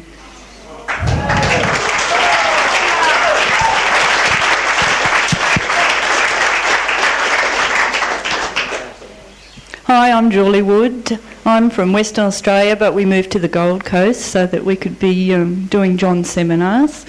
And we go to Anna's point holding group and another point holding group near where we live. I brought Alan to push all your buttons as well. And you want my story? Yeah. Oh, okay. To go on from Heather's story, John actually was doing some imagery work with Heather to get rid of her appendix scar. And this is without point holding. This is taking it the step further on. Come up here so we can share back and forth. Heather, come up here. I think you're going to have to explain this without, just by visualization, without point holding. Okay. John got Heather to visually go through the memory of her appendix operation so that she could deal with that memory, relive it, go through the word patterns, go through the emotions, and generally do what you do in body electronics when you're on the table. While Heather was doing that, I was resonating with her at the same time, and actually... Julie, Julie, I want Julie to really be the instructor. I want you to listen to every single word she says, because she's talking now from experience, not from an intellectual understanding. Now you get this. You listen to what she has to say. And because I saw a few elements of doubt here that were coming up, if you have elements of doubt, listen to what this woman says. She's not going to lie to you. Okay. While Heather was going through her operation, I was sitting there without point holding, using the purple flame and reliving my own appendix operation, going through the word patterns, going through the emotion, going through everything, and my whole body started to vibrate and burn. And when I went after the break, I mean this was at 8 o'clock at night, and we were all really tired, and so I went in the break down to the toilets and had a look, and I thought, that's really strange because my scar is disappearing, it's not there anymore. And so I thought, can't be right. So the next day I was talking to Heather and I said, it was really funny, this really strange thing happened to me. The scar hasn't completely gone, but it's 90% less to what it was originally, and I've still got more work to do on it. But it just goes to show that if you've got enough intent, then whatever you can do is what you want to do. And I'll just give you to Heather. Heather, finish up the story. Well, that's exactly how it was, as Julie stated. I'm the same. My appendix scar is about 90% less than it was. So obviously there's still a little more work to do yet. But that's exactly how it was. On Alan. Thank you, Heather. Now this was done without point holding. Okay? We'll get into that here in the next couple of weeks. Thank you, Sir John. I've nicknamed them the Radiant Rays, Lady Anita and Sir John, because they've done amazing things for me and other people I've seen at the Happy Hideaway. And just personally, this brain shunt dip up here, last year before my first point holding session back in April, could put my thumb into it. Now my scar up here is just vibrating in immense heat like an open oxy torch, and it's now just fingertip. On my third point holding session, my left kneecap, which I broke on the 1st of January at 8 o'clock in the morning when I tripped and fell, it was vibrating, and I was in Alameda Hospital from the 2nd to the 6th of January, and after the third point holding session it was just vibrating and shaking and immense heat, and there's no scar on the x-ray. And on my fifth point holding session at the Happy Hideaway, I had on my fourth vertebrae above my hips there was a 4-inch square block of inch-thick calcium, and Sir John put his right elbow on it and held my left hip points with his left hand, and in 7 minutes it just disappeared. It said, "Bye bye, I'm leaving," and took off.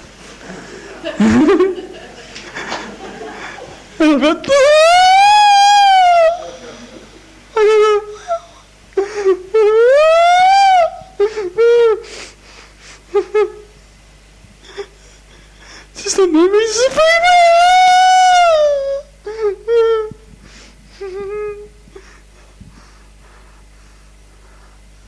gotta calm myself.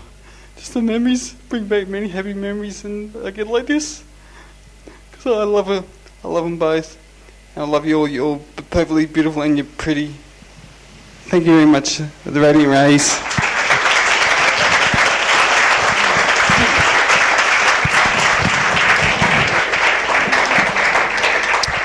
Hello, my name's Neville.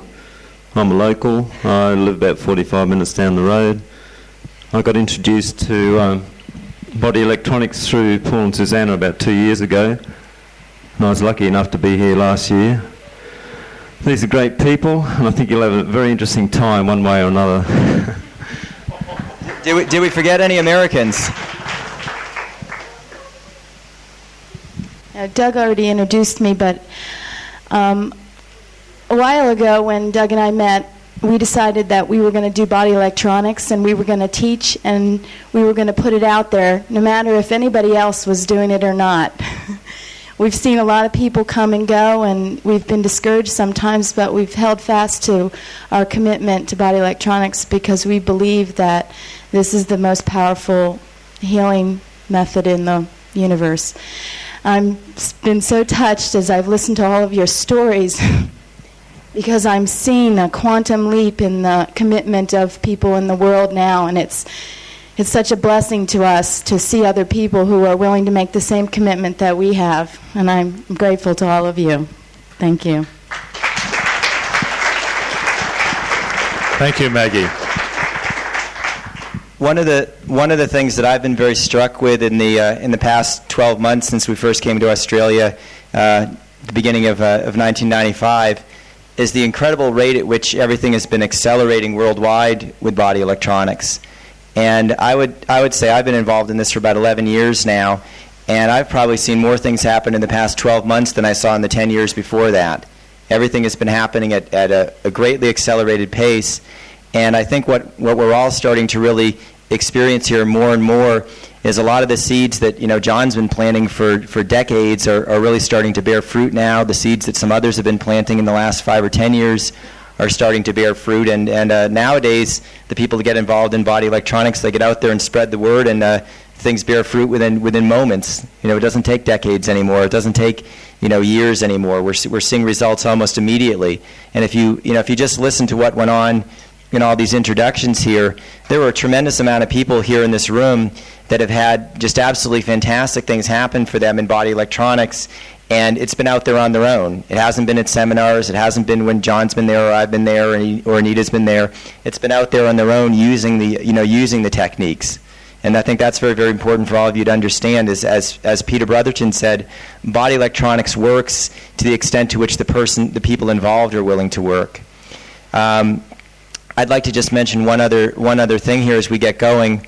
I know we've gone through all the introductions here, but I would just like to ask all of the people here that have already gone through a teacher or instructor's training, if you could just simply just stand up or raise your hand there, because we've got a wealth of experience here. We've probably got 15 or 20 people. Just stand up if you can there.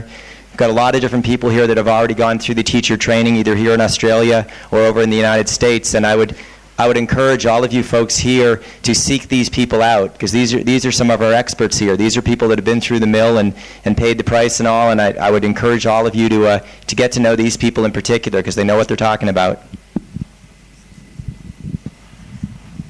When Doug says they know what they're talking about, a wisest person that I've ever met says, I don't know what I'm doing, but let's see what we can do. And oftentimes we think we know, but we really don't know. And this is where we have to be very, very careful and very, very cautious, and very carefully begin working with the various situations that we find ourselves in. And so I think that, what's the old expression that the better part of valor is discretion is the better part of valor. Discretion is the better part of valor. I think we should consider that, because a little bit of knowledge is a very, very dangerous thing. Now, I don't want to put anybody down, but I've dealt with people over many years in the field of body electronics, and a lot of people think they know, and they don't know beans about body electronics. They think they already know it all, and this is a very, very dangerous position, because when a person thinks they know it all, then they cannot learn anything new or open their hearts to anything which we will be presenting to you. This is going to take a bit of time. So I don't want to put anybody down on this, but I want you to just keep your hearts and minds open. Now, Anita, let's start pushing buttons. Let's start pushing buttons very, very gently. There are many things that we don't know. Because of the culture in which we have been raised, because of the languages that we have been raised in, so to speak, the way of thinking is determined by the language that we have. There are many things that we don't know. I want you to keep your minds open to a few things, and I want to introduce to you this afternoon, this morning. We're not there in the afternoon yet. I want to have Anita talk to you for a few minutes in an area that I believe must be brought out today. And I want you to talk about your experiences with Yogananda.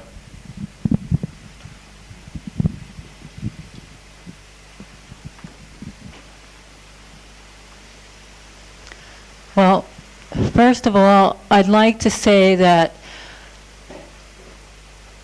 when I went to India last time, that was one of the greatest crystal crunching experiences I ever had.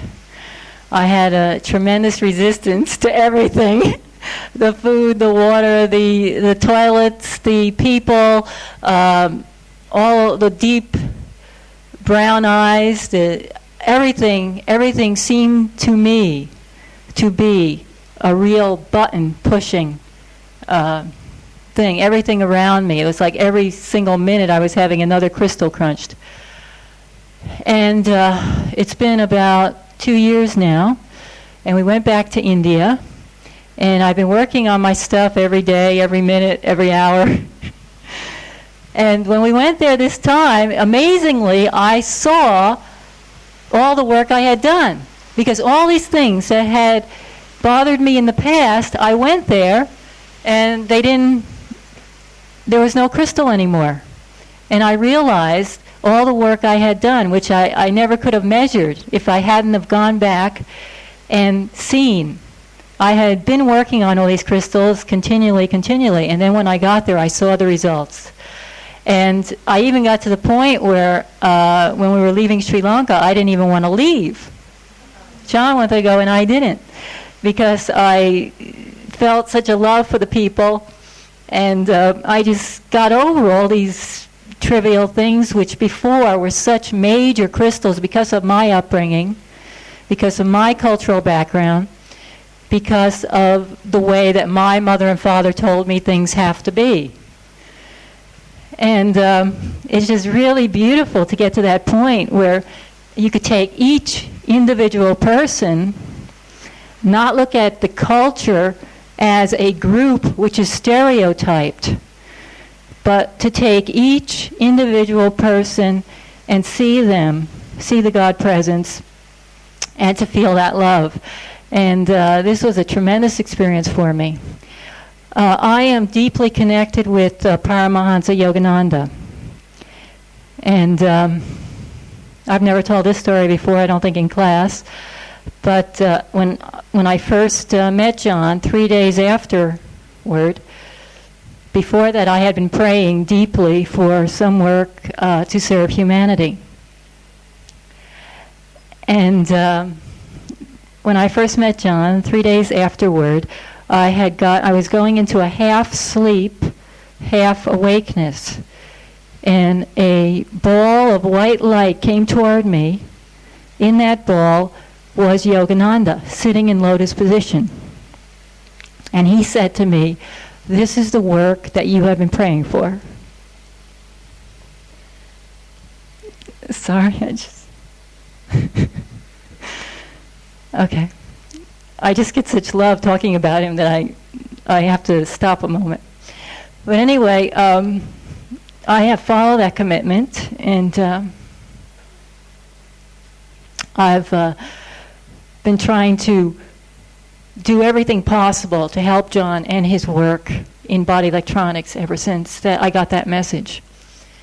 But anyway, when I was in India, we were in Benares, which I took out the autobiography of a yogi, and I looked up all the things that have happened in Benares. And I found that it's a deeply spiritual place. Actually, the Indians say they go there for purification. And this city that at one time I thought was so dirty and so terrible, I saw it in such a different light. And I saw Yogananda walking on the streets there from the stories that he tells in his autobiography. And when he met Sri Yukteswar, his teacher, and also Lahari Madhusaya was there, and he spoke to many of his disciples there. And it's just many wonderful things have happened there. And when I was there, I was just feeling all these spiritual things that had happened.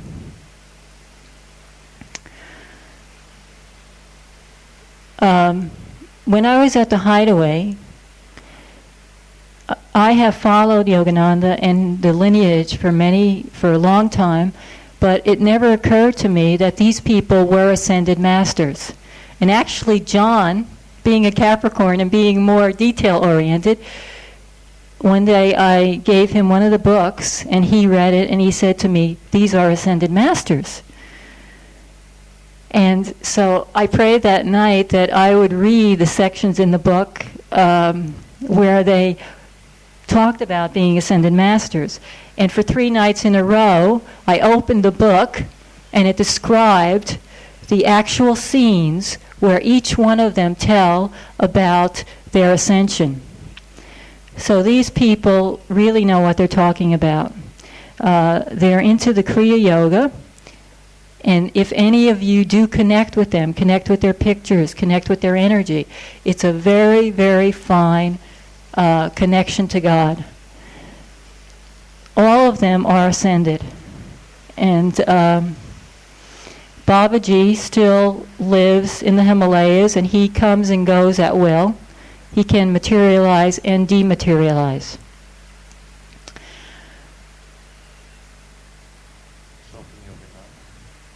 And so can Yogananda.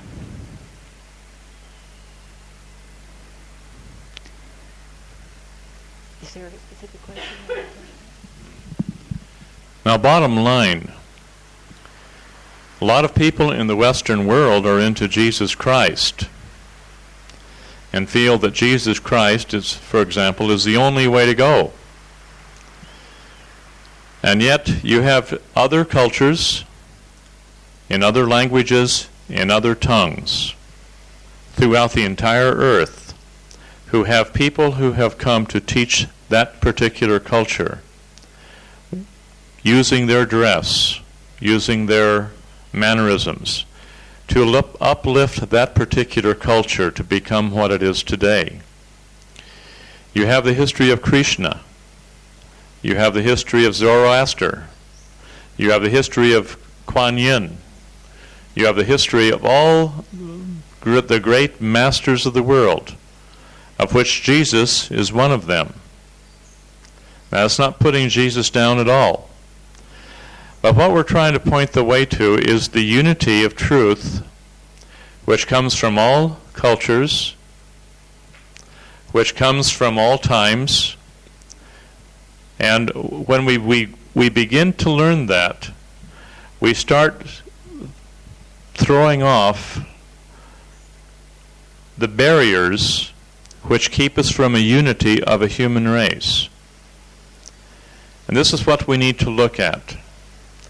And this is why we bring up Yogananda, because Jesus Christ and Sri Yukteswar sent Yogananda to the United States to help to bring some degree of unity between the Eastern and Western worlds. So one of the first books I would like you to get is a book written by Yogananda, The Autobiography of a Yoga. It's in every bookstore.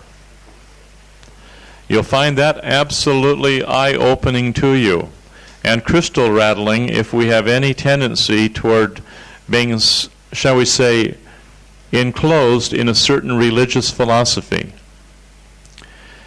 The second book is a book by the teacher of Yogananda by the name of Sri Yukteswar. And that book, I can't spell it. Anita? Sri Yukteswar? The Most Holy Science? No, Sri Yukteswar. Oh, Sri Yukteswar. S-R-I and then Y-U-K. T-E-S, W-A-R. That's right. And Sri Yukteswar wrote the book, The Most Holy Science. Y-U-K. T-E-S-W-A-R, Sri Yukteswar. And this gentleman, after his death, he returned in his ascended body to Yogananda, just like Yogananda has returned in his ascended body to his disciples. And this is one area of thought that we need to look at, is the power of meditation as taught by the Kriya Yoga principle. Many people in the Western world are into intellectualism. They're forever learning, but never coming to a knowledge of the truth. And the truth is brought about by a memory of past events, by the recognition of the expansion of awareness of present events, and by the opening up of the recognition and understanding of future events.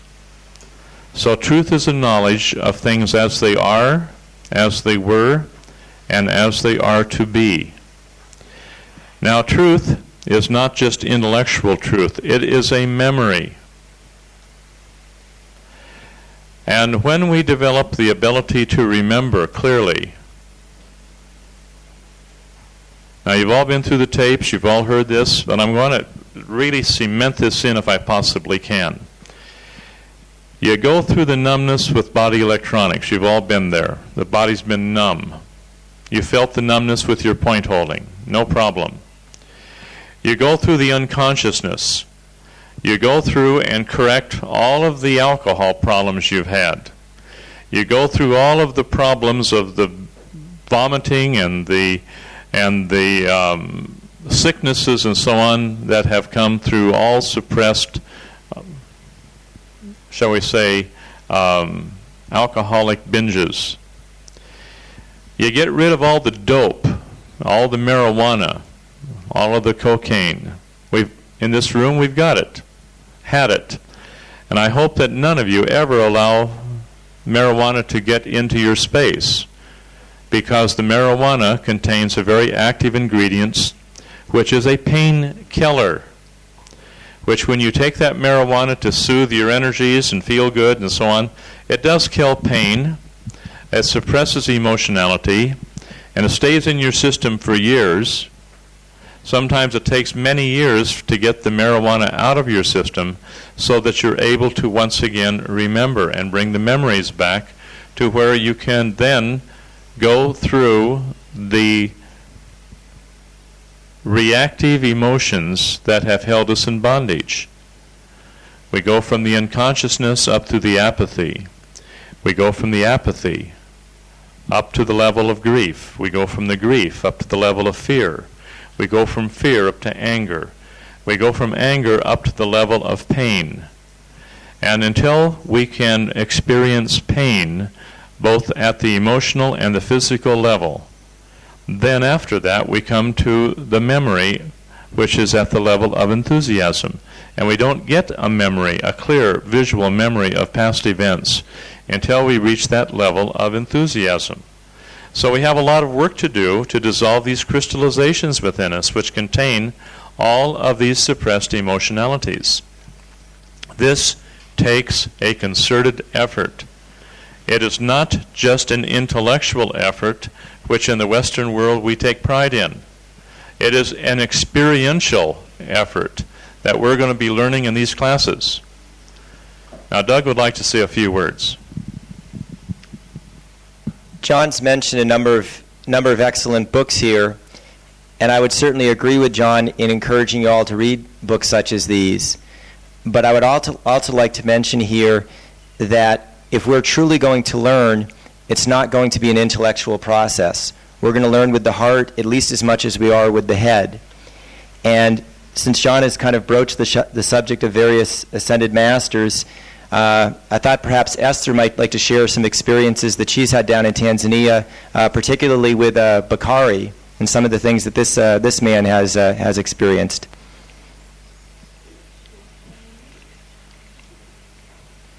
which I think these stories will show you a lot about what John's talking about in terms of seeing beyond cultural limitations, seeking, asking, and knocking, putting out the prayers that you can receive. Before Esther gets into this aspect of it, I think it's very, very important to realize that there are other ascended masters, one of which is the Saint Germain. And this is what Esther is going to talk to you about. Now I want you to listen to this young lady. This is valid material that you need to look at very carefully.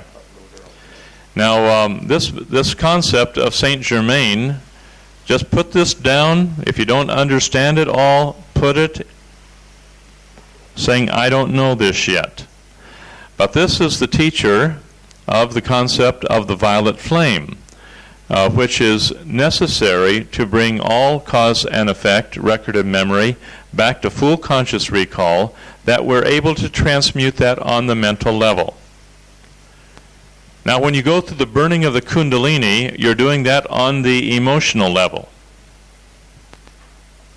Okay? You're going through the pain, the burning, searing pain of the Kundalini fire that you're all familiar with. You take care of that and you literally transmute the emotional body at that level. But when you're following the directions of Saint Germain and the use of the violet flame and the decrees that he teaches, which we're pointing now the directional arrow so that we can study this and bring this into the encompassment of our understanding, we need to understand this clearly. I want to say this one more time. I've written this in my books. I've usually said this during my seminars. I want you to listen very carefully. Contempt prior to complete investigation will enslave an individual or a person or a man to ignorance. Okay? Contempt prior to complete investigation will enslave a man to ignorance. Now this is where I want you to look at this, consider it carefully, and listen to what this young lady has to say.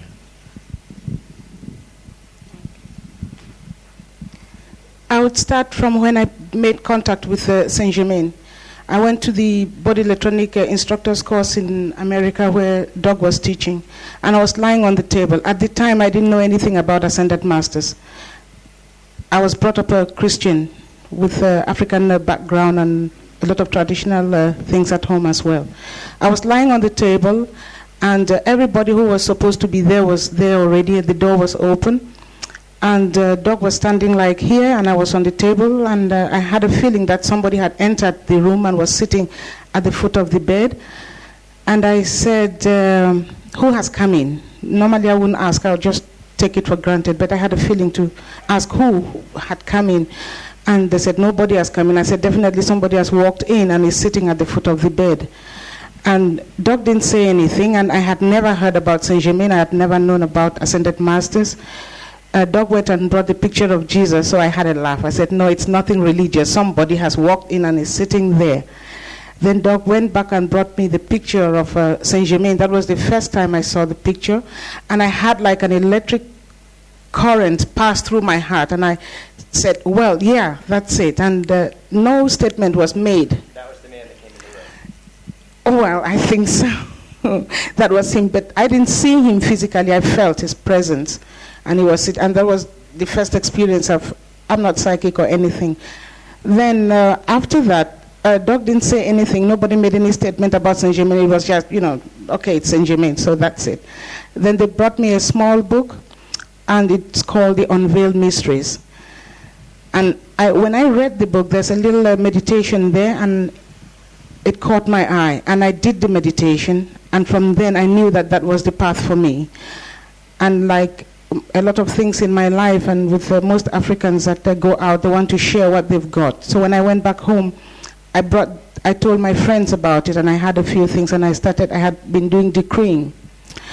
In Tanzania, I have personnel helping in the house, and most of the personnel who are helping in the houses are mostly not well, they are educated but not literate. This particular guy, Bakari, was a gardener, or is my gardener, and he could just get by with English. He couldn't read very well either. And when we're talking about the unveiled mysteries and things like that, we're talking about stuff that the literate the literate people would find it difficult even to understand like that. And I gave this book to this guy, and because he came to me and said he wanted to know more about what I was doing with my decreeing and so on. He had me decreeing in the house, and he wanted to know something about it. And I went like, well, how do I don't know much about it yet, but how do I explain to him? So I gave him the book. Then he came back to me and said, Mom, I want to join you in this. That was all right. I said, okay, come along, and we started. But what was happening was the things that he understood. I was reading in English, and I would be doing the decreeing in English, and everything was going on in... What did he do before you did the decrees? Before we did the decree, that was... Just what did he do before you did the decrees? What did he pray about? Oh, okay, this one, I was sitting down and talking to him, and he asked for a master, he asked for a teacher that would make him understand what I was talking about, or what was being taught. And when he asked for that, then later on, after we did the decrees, he saw, and how can I express it? There was like a being over, I was sitting like here, and there was a being around me he could understand, and everything that was going, I didn't feel anything, but he saw a position, I don't know what English word, but there was a being over me that was not me anyway, that could talk to him, and he understood everything that I was saying. I was speaking in English, and he is a Swahili speaker, and he was hearing everything clearly, like in his own language. Hold on. Did you hear that? I want you to repeat this again exactly as it was, just what you just said, please. And listen carefully. Sakara, make sure we get that on tape. I was doing everything in English, but Bakari would understand it as clearly as if it was in his own language, in Swahili, which is the language he speaks properly. It is his own language. But all the lessons and everything is done in English.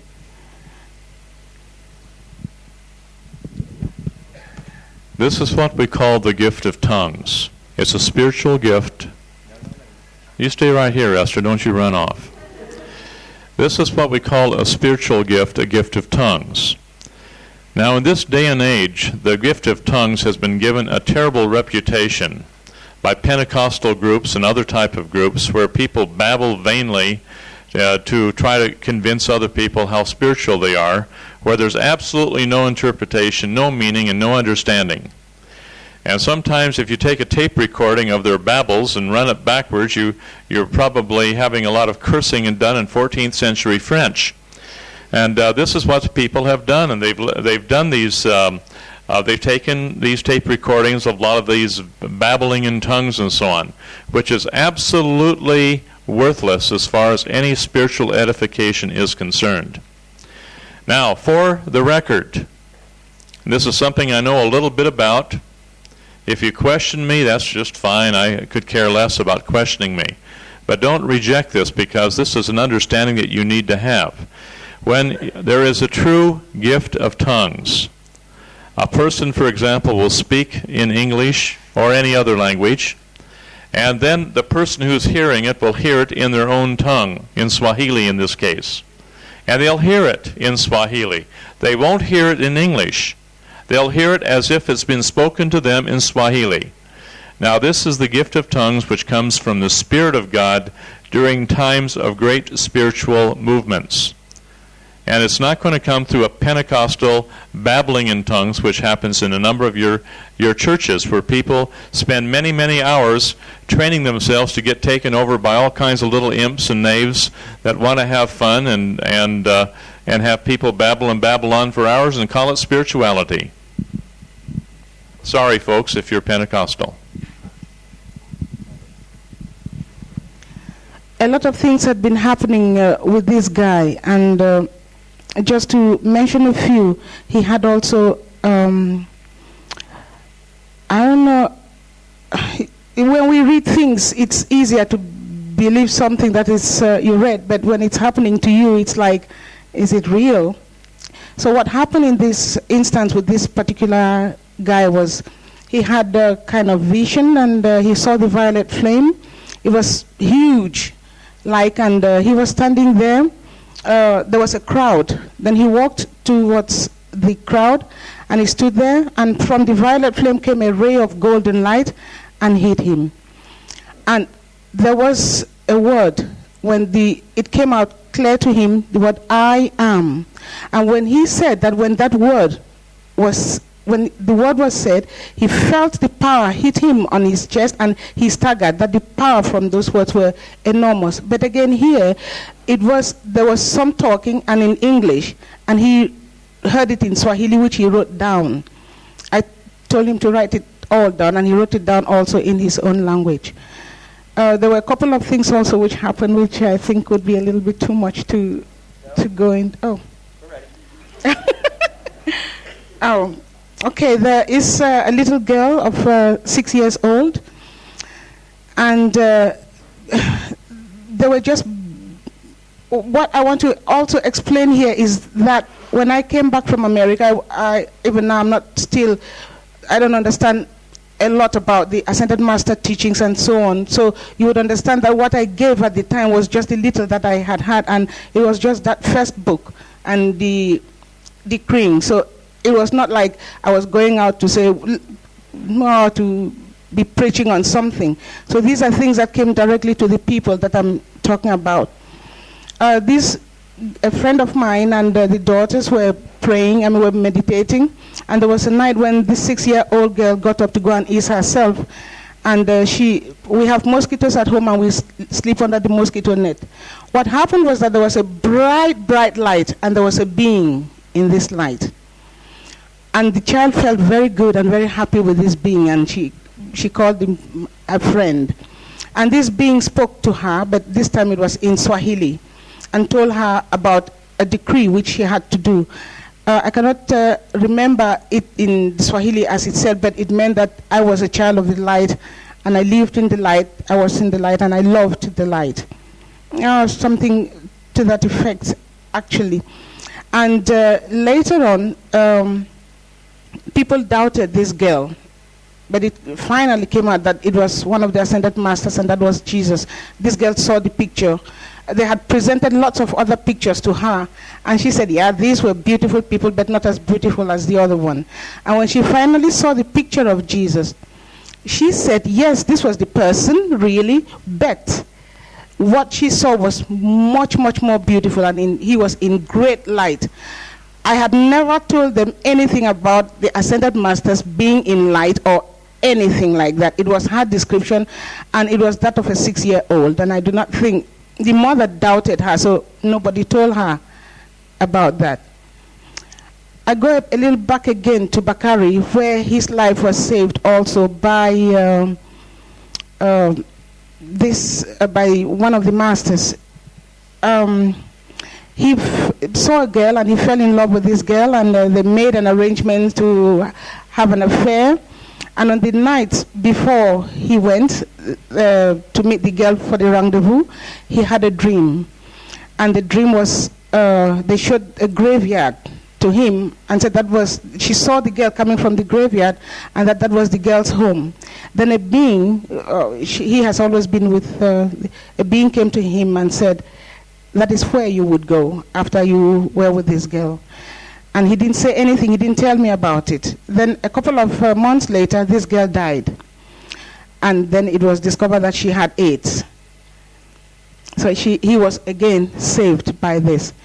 He came up to me and said that he had been told by the masters to go to a hill in the south of Tanzania. And when he told me that, I had a feeling that he had to go to that hill. They showed him the hill, and I told him that maybe you have to go there. It was in a remote area. And I said, if it's about transportation or whatever thing, we have to go there. There must be a reason why you have been shown that hill. Oh, he neglected, and as we usually do, the crime of omission. And a few months later, it was discovered that there was gold on that hill. So.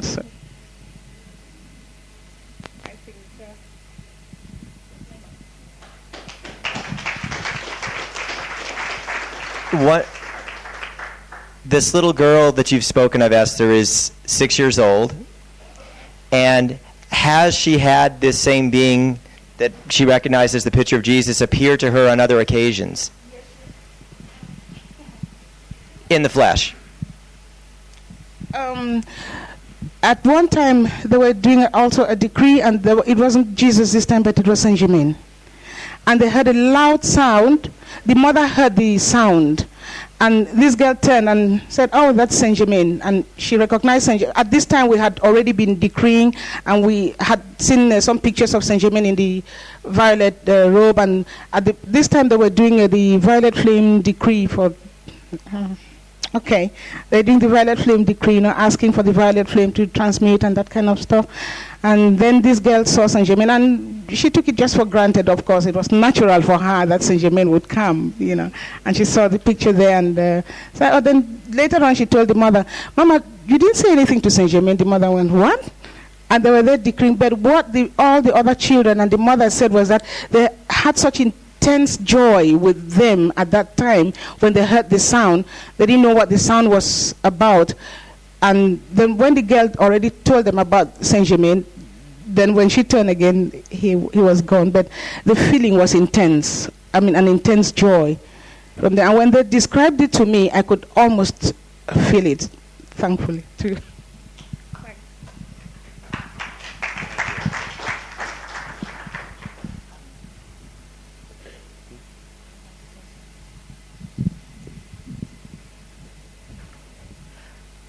I don't know what's going through your mind right now, how you feel about Ascended Masters.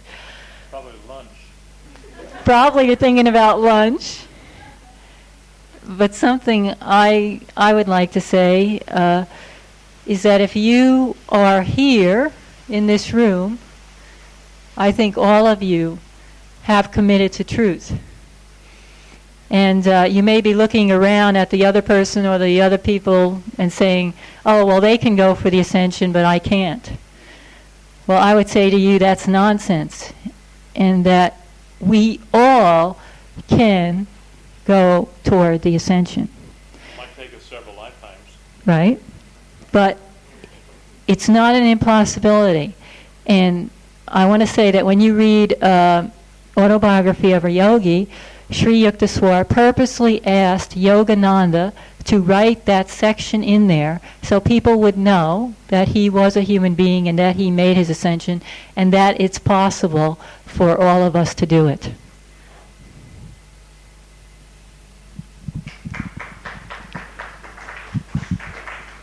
This is an important aspect. Now, each of you, I want you to understand something. About 2 months ago, when Anita and I went into India, we had some experiences, but one of the major experiences we had was that we ended up flat on our back in a near-death situation, both of us, where we were so sick, we really honestly, for a period of time, we thought we were going to die. A lot of people died during this epidemic. But I loved it. Yeah. I didn't love it. I kind of kicked and screamed all the way. That's the way we are, isn't it? But the thing was, it took me a long time coming back from it. It was a virus which destroyed the red blood cells in the body, and it hit the town of Bombay that we passed through when we got it. It went on up and hit New Delhi, and there was a lot of people died in this epidemic. Well, we were down flat on our backs, and it was one of the best experiences that we had, because for the first time in my life I couldn't think, I couldn't write a letter, I couldn't write a fax, I couldn't read anything, I couldn't reason, I couldn't think, and I couldn't remember.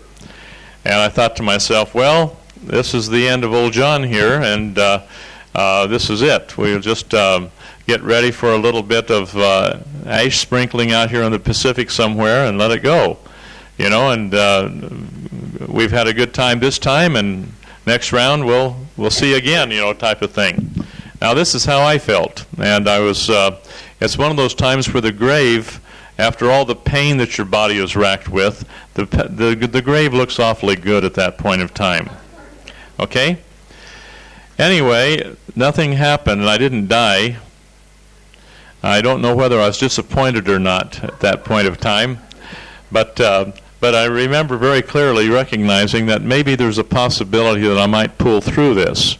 Anita started to come back a little bit, but I still felt absolutely miserable, and I thought to myself, well, if I do come back, I'll never be able to, you know, with all this high fevers and so on, I won't be able to think clearly, I won't be able to communicate clearly, and all these little things pass through my mind. That's the way it is. And then I just kind of resigned myself to it and let it all happen. Then suddenly we did have on our schedule, we had to go to one particular meeting, and we had strength to do that. When the meeting was over, like somebody took a little pin and popped the old balloon. We're back flat in bed again, running back and forth to the loo. And so that was just the way it was. And then when we had a chance to get our airline ticket, and we had to follow our airline tickets, because if we canceled out our airline situation, then we probably wouldn't get out of India the way things were. So we finally got down to Sri Lanka, and we were trying to recuperate down there, and we had to do what we had to do, and we had strength to do that, and then we were back in bed again. And finally we headed to New Zealand, where we recuperated for about 3 weeks, and nobody knew where we were, and there was a time when I just couldn't do much of anything. Doug remembers that.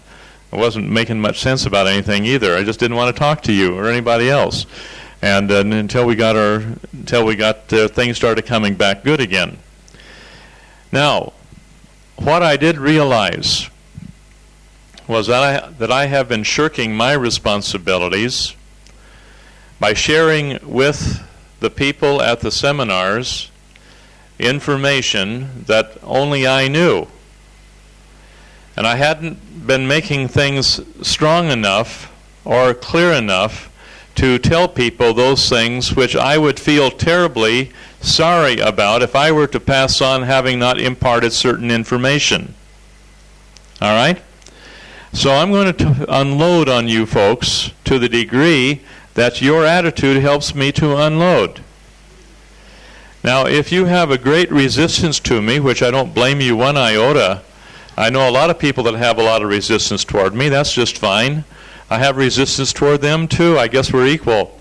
But the thing of it all is I cannot really give you the things that you could be open to if I have to tangle with you on an emotional level.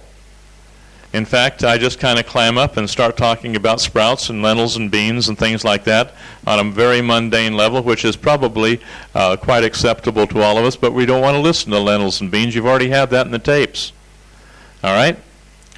But what we need to look at very carefully is what can we learn to increase our own individual awareness into where we become one with God, regardless of what direction we're coming from.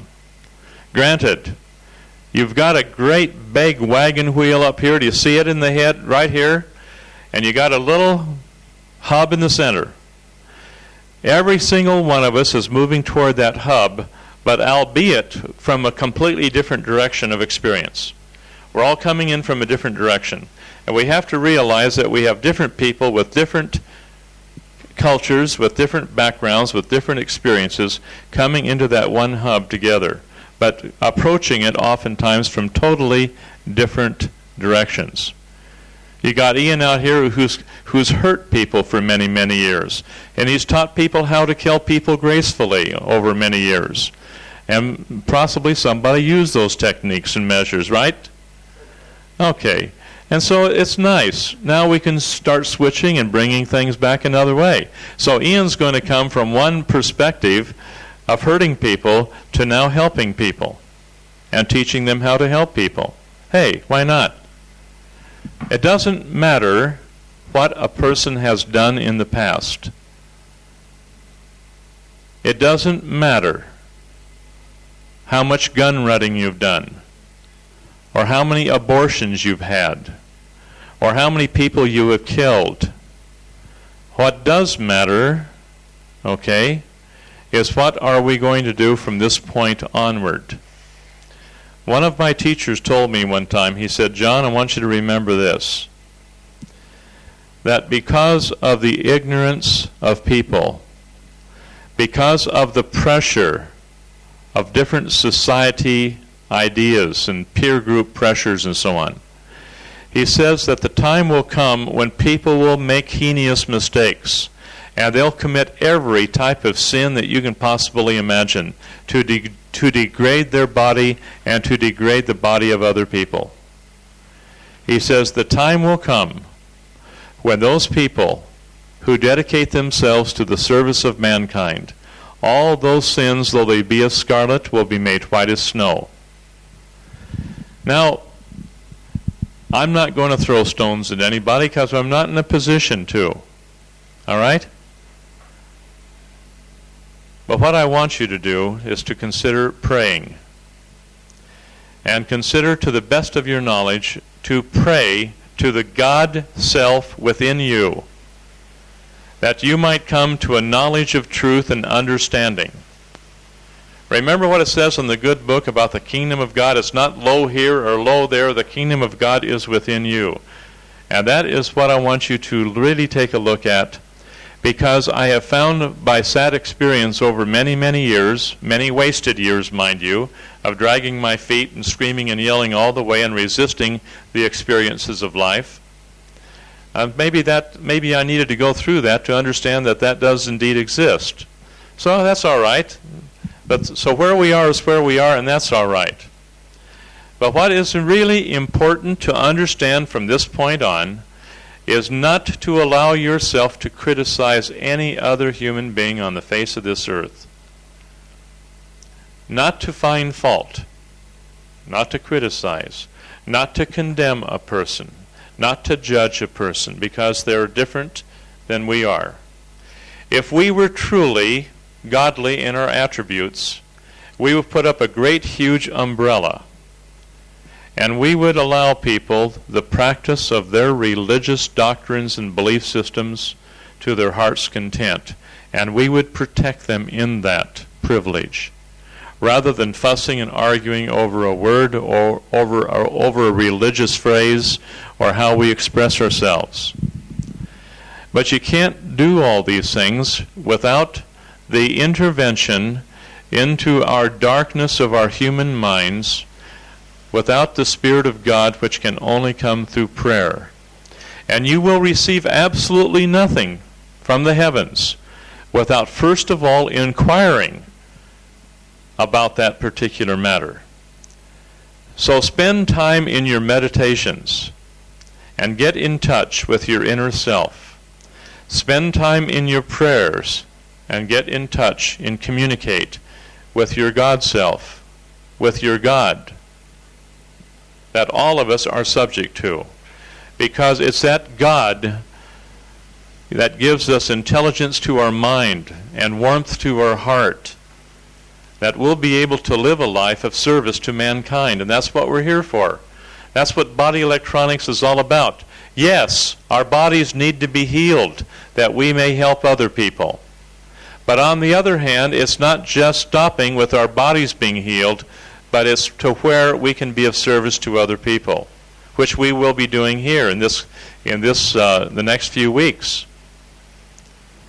But if there's one thing that you can learn to start applying every morning, every noon, every evening, is to ask for guidance and for direction and for the Spirit of God to be flowing out upon you, that we might all be edified in the most marvelous manner, that we might be able to experience, if not personally, vicariously, the things that we need to know that we can take back to other people, that we can share with others to be of service to them, to give them a little hope. Do you know how many people today are dying? In New Zealand, 1 out of 2 people have cancer. The official records are 1 out of 3 people, but the doctors I know, it's about 1 out of 2 people have cancer, and they're dying. That's New Zealand. Do you know how many people have cancer in Australia? And they're dropping off like flies. How do I know? Because of the letters that I get from people who have these problems. And by the time I get back to them, they're dead, or I find out another person died. We have a struggle on our hands. We have a struggle against the resistances of powers that keep petrochemical sprays, different types of poisonous sprays in our food, in our atmosphere. The lack of oxygen due to the destruction of the oxygen in the air by nuclear energies. And yet we continue to passively, peacefully, shall we say, allow the continuation of nuclear testing and think that this is a great, great thing to have happen. And we take it and swallow it like a pill without making any noise over it. Now there's so many things that we could discuss, but we are against tremendous forces that we intend. Do you like that? We intend to overpower them by truth, overcome it by knowledge, and people like yourselves are going to take that message out, and we'll create an environment of peace and plenty that people can prosper and enjoy in, whether it be Australia or whether it be New Zealand or whether it be any other country on the face of the earth, if it's possible to save them. One thing I'd like you all to bear in mind here, if you go out there as a source of light and as a source of truth into the world, you are going to meet with a tremendous amount of opposition. Oh, really? That's the nature of the dark forces. Alan mentioned, for example, that Janine over here in Belgium was working very, very hard to get the seminars going and was having a lot of healing crises of her own. One of the main reasons Janine was able to succeed over there is because she had a support team. She had people like Bridget and others there working with her to help bring things off. We've had a couple of people in just the past 3 or 4 months that have been out there more or less solo and have run into some fairly interesting experiences where they're pretty well their whole life has been turned upside down.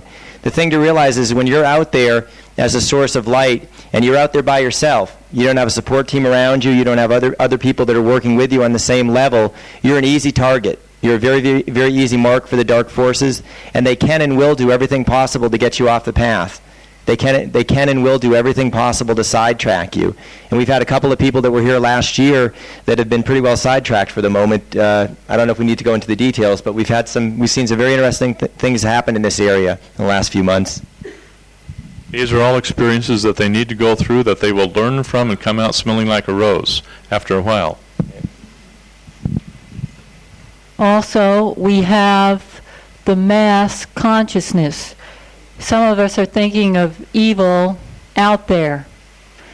The evil also comes from us, from all those thoughts, those negative thoughts that we are contributing to the mass consciousness, which bombards us.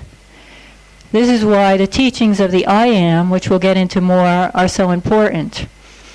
Using the violet flame, using the tube of white light, because it's hard to be connected with the God presence if you're constantly being bombarded with all of these negative thoughts which are coming in at you. And also you will find that as you use the violet flame more, they will even come in faster at you. So you really will need to work on controlling your reactions. This is talked about in the I Am books, which I think we'll get into further detail later on. I'm going to mention this again. Do not allow yourselves to fall into a position of criticism of any other human being. There will be moments when somebody's going to fart across the table from you while you're eating your food. And you're going to sit there, well, how do I handle this? Gracefully is the word. Okay? There's going to be somebody else who's going to be sneezing across the cabbage in your lettuce, and lettuce and cabbage that you have in a salad. How do you handle that? Well, do it gracefully. You might ask them, please don't sneeze in my salad. But the thing is a lot of people have different habits which can be quite disgusting that we need to watch very carefully and not to come totally unglued, when these things happen. Now, I'm talking about experience. We've had people sitting in class and they have a continual uproar of intestinal gas that they profused out into the room occasionally. And I think, you remember? I would say that. How can you forget? I'm surprised that area right over there doesn't still have a bit of an aroma from last year. Anyway, with all this in mind, please be gentle with the people that are here. We're going to run across different concepts, different ways of doing things, as we always do when we have a seminar. And you have people coming out of their 4-man rooms screaming in the middle of the night saying, I can't take it anymore. Now, here's where hopefully, if you have a problem that is unsurmountable, let us know about it ahead of time. Come talk to Anita about that, would you? And Anita will be able to handle that with kid gloves. Now, but the thing is, let us know if there's something going on which is absolutely unbearable. If somebody skins out a dog and leaves it hanging there in front of are there any Filipinos here? But if you've lived in Maui, Hawaii, or elsewhere, they go down and pick up these little dogs down here at the swap meets, and after a while you see them skinned up there, and it's a source of food. This is a way of life. Are you hearing me? If any of you are considering a skinny dipping, check for the crocodiles. There's up in this area, this is all freshwater crocs. They don't get much larger than 8 feet. But if you're going to be doing some of these little things, just be gentle and careful and warn your neighbors. Don't play with the snakes. The snakes are venomous, and you can get a very bad bite from a black or a brown and other snakes. These are things that we ought to know. And we're in another country here in Australia. Now, Queensland, as I understand, is a separate country from the rest of Australia. Is that correct? Okay. And this is an area here that you do have some poisonous spiders and poisonous snakes and reptiles and so on. So be careful. But on the other hand, walk gently with your friends. Walk gently with the other people. Make it a point to get to know the other people who are around you.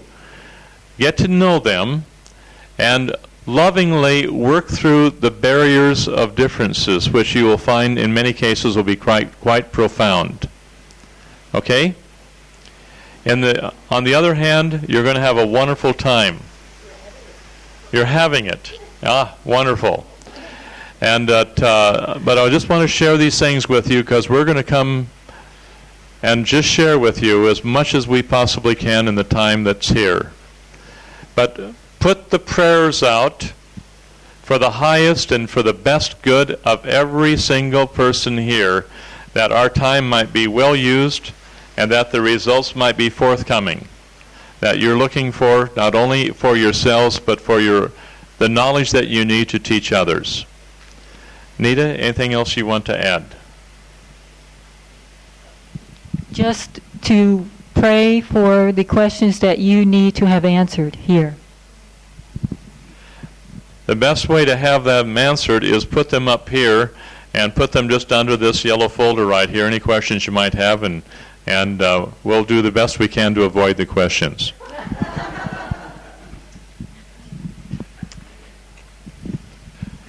Doug? one of the things I would like to underscore here is this. The teachers in a class can only be as effective as the students in the class are being. And one of the things that I've experienced over 8 years of teaching seminars is if you go in there to teach and you have a class full of people that are resisting pretty much everything, you pretty much your brain pretty well goes into vapor lock, and it's virtually impossible to teach much of anything of value, and that's when we go back and start working on the program sheet again. So the thing to realize here is that the way things are going to go over the next six weeks here, it has at least as much to do with everybody else in the room here as it does with those of us who are sitting up on this side of the desk. And I would really encourage all of you in your own way to put out your prayers, put out your meditations, put out your decrees, put out your affirmations, because the unity of purpose here that all of us have, the search for truth, the search for answers, the desire to understand body electronics, the desire to receive something here so that we have something to give back out to others, it's that type of unified purpose that's going to keep us going here, and that it's going to bring us to the results that I know all of you are hoping for. So please be very, very diligent in putting out your prayers.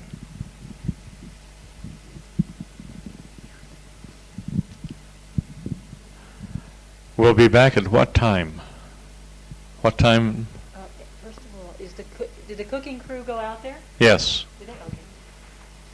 The cooking crew is down there at the... so then 5 after 1. About, we'll reconvene roughly at 5 minutes after 1. Let me ask you, we're going to be going till 9 o'clock tonight.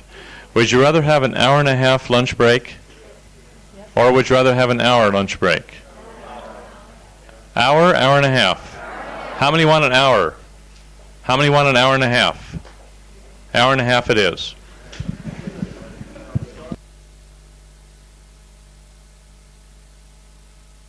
This will be on page 30 in the blue book, and it's the 12 points on enzymes that a lot of you will be familiar with from some of the previous courses. We have people who have been to these courses before, and they don't believe or understand the first thing about enzymes. And I thought we have covered this, and it is evident to me from the way a number of other people are dealing with it that they don't really understand what enzymes are all about. For example, we have in Hamilton, we have people using animal enzymes and saying that these are better than the enzymes that come from a vegetarian source. We have, and a lot of people are being taken in because of the integrity of this individual. We have this type of thing going on where other people believe that this is going to cause you problems if you take enzymes. And people are down on what they're not up on. So I'm going to ask Doug and Anita to go through this material on enzymes like a fine-tooth comb. We're going to go through all the explanations of it, the reasons why we need it, and the reason why just a regular vegetarian diet is not just enough. What I've found over the years on the subject of enzymes is that it hasn't tended to be a very controversial subject in the United States, mainly because most of the best quality enzymes are really all made there in the United States. So people can get enzymes. They're very reasonable, very inexpensive, and so it's never been much of an issue there. But this past 3.5 months in New Zealand has been quite an eye-opener for me, because when you're getting enzymes that are being exported overseas and all, they do tend to be quite a bit more expensive. And so as a result, in New Zealand, we've had a tremendous amount of people over the last 12 months or more who've been substituting inferior type enzymes and trying to do body electronics. And it's Ian could talk about this for quite a while from what he's seen in Hamilton, and others could talk. Ian, come on up, Ian.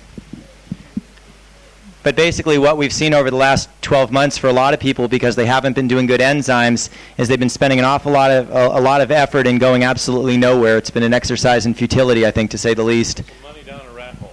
Money down a rat hole, as John likes to say. I guess there's a lot of people in body electronics that are natural therapists and different things, and there's a lot of multi-level marketing systems selling particular products throughout the health field. And I guess in Hamilton we've had a little bit of a problem with that, with trying to be conservative. using different enzymes which aren't really the thing for the program and been marketing them out there. So it has caused some problems. It also causes problems amongst the people that are doing the program. Was one saying, well, you should have this, the other one saying, no, you shouldn't, and it just gets a bit of animosity going, which is not really what we need. So that's all I have to say. We've had other people who have been getting enzymes from fruit and saying then that these enzymes are more powerful than the enzymes that we have recommended and have used over a period of many years. Now, we're going to get into all this business here, and I want you to be free to ask any questions that you may have. And listen, no holds barred here, folks. We're going to get to the bottom of these things and expose anything which is fallacious and talk about those things that need to be discussed so that we can bring out the facts and understand them properly. I spent about 10 days as Ian's guest in Hamilton over in the North Island, and I had the opportunity there to do eye readings and talk to probably 35 or 40 different people that have been doing body electronics for usually about a year or more each, holding points 2 and 3 times a week during that time. And out of that entire group of about 35 people, I found 3 people who had ever had the slightest amount of burning in their body. 3. Repeat, please. I found a very, very large group of people in Hamilton that had been doing a tremendous amount of body electronics for well over a year, holding points 2 and 3 times a week. And because most of them were doing inferior enzymes, it had been nothing but a waste of time in most cases. And out of about 35 people there, I found only 3 people that had ever had the remotest amount of burning in their body during that entire time, where most of these people had had their own points held 15 or 20 times. Was their eye color changed? None. Very, very little. Only in a few very, very rare instances where people had been on the right type of supplements. Wasted time. Total. Yeah. Where's the problem, Doug? Well, the main problem there was enzymes. The main problem was enzymes because people were trying to use, there was one type of enzyme that was being manufactured up in Auckland, and it was very, very inferior, didn't muscle test well on anybody as far as we could figure out. And people were also trying to use the Nature Sunshine enzymes, which again were just, we're not getting the job done. And what we found there since that time in Hamilton, where people have started to switch over and use the proper types of enzymes, we're starting to see some results that we haven't had much there in the past. Would that be correct, Dave? Yeah. If you want to learn about enzymes, there's 2 books that you should all have in your library. They're both by Dr. Edward Howell, Howell, Dr. Edward Howell. Get these books. And Dr. Howell is pretty much the grandfather of all enzyme research in the world. He's an American, passed on a few years back. I think he lived to be about 100 or so. And he began his own study of enzymes, I think, around 1930. I believe so. Oh. I think so. But Dr. Howell came out with a book in approximately 1940. It's called Food Enzymes for Health and Longevity. Food Enzymes for Health and Longevity. It was approximately 1940. And I would say that there's probably only been one book ever written on enzymes that's better than that, and that's his second book that came out about 1980. And that's known as Enzyme Nutrition. And if you find any of the other books on enzymes out there, if they've got anything of value in them, most likely it's just regurgitated from Howell's books. I'm sure some of you have read some of the other books on enzymes out there, and probably about 90% of the valid information in any of the other books is simply stuff they've gotten directly from Howell. Those would be the books that we would recommend most strongly on enzymes. Now, if you're looking for, I've seen a lot of different brand names of enzymes over the years, and it's been my experience that every single time, without exception, that I've come upon a type of enzyme, whatever the brand name on it, I found that there's only a few manufacturers out there, and every single time, without exception, that I've come upon a type of enzyme that would actually work, it was always manufactured by a company that's called the National Enzyme Company, which is back in Missouri.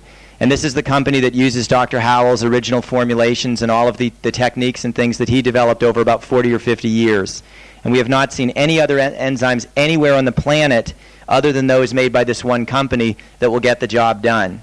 Now, for those of you over in this part of the world, if you're looking to get enzymes that are made by that company, made by the National Enzyme Company, you're looking at either the NES enzymes, which is what most of the people over in New Zealand are using, or you're looking at the Enzymes International enzymes that are available from the United States. Both the NES enzymes and the Enzymes International enzymes are manufactured by the same company, which is the National Enzyme Company. And I guarantee you, if you find another enzyme out there that's working, if you trace it back far enough, you'll find out that it was actually made by the National Enzyme Company. And chances are you're probably paying twice what you ought to be for it, because you also won't find good quality enzymes for a cheaper price than you will from either of these companies. So these are the ones that we would recommend. There are a couple of other companies, one in Japan in particular, that is putting out enzymes, but they are more or less for the industrial grade activity. And they do not operate within the range of body temperature. And for an enzyme to work properly, it has to work in a very close range of parameters, so to speak, for the enzyme to be effective in the human body.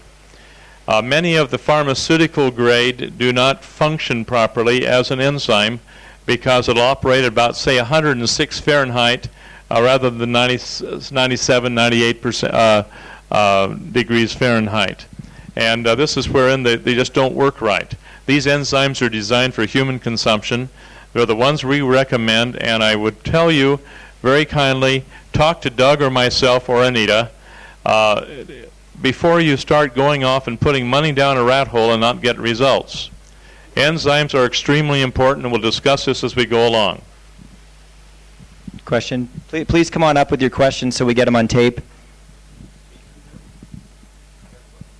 Come on up. I would like to know in which country they are produced and where the material is coming from. The company that's manufacturing the enzyme is located in the United States in the state of Missouri. And the basic method by which these enzymes are manufactured is by using the aspergillus plant. And that seems to be by far the best method. Dr. Howell spent many, many decades researching this and testing and retesting things, and he came up with some, so far, totally unsurpassed methods of production that get you the highest potency of enzymes possible. Where is it grown, the plant? In USA? It would be in the United States, yes. Not New Zealand, because one company is in New Zealand. Yeah. If you're getting the NES enzymes that people are buying in New Zealand are manufactured in the United States by the National Enzyme Company. I'm sorry if that wasn't clear. As are the Enzymes International enzymes that come out of the United States. They're both manufactured by the National Enzyme Company, which is there in Missouri. The aspergillus, ASPER-GILLUS,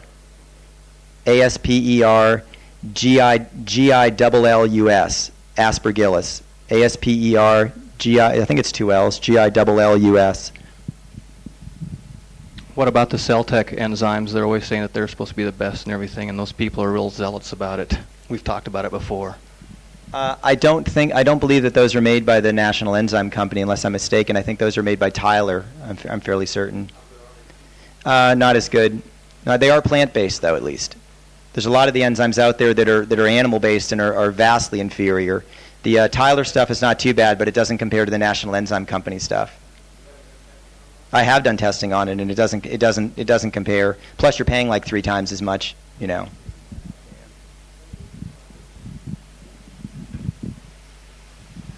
Come on up with your questions. What about the enzymes? The Rise and Shine company out of Tucson in California as well. They have a papaya enzyme. It's a dried, almost looks like a cracked wheat shell or something like that. How are those enzymes? That particular company, Rise and Shine, some of the people that I've trained in body electronics took some seminars with that gentleman probably about 4 or 5 years ago, and they actually educated him about minerals and enzymes. And as a result of that, he's now very, very big into minerals, enzymes, green papaya, and all the rest. I might add, without any credit given to John here. And I know he's selling the minerals that he's selling are, as far as I know, are totally identical to the ones from Enzymes International. And I've seen the green papaya that he has, and it appears to be about the same product. So I think his stuff is probably by and large fairly good, and for the most part coming from the same manufacturers. His prices do tend to be a bit higher, though. Did you know anything else about that?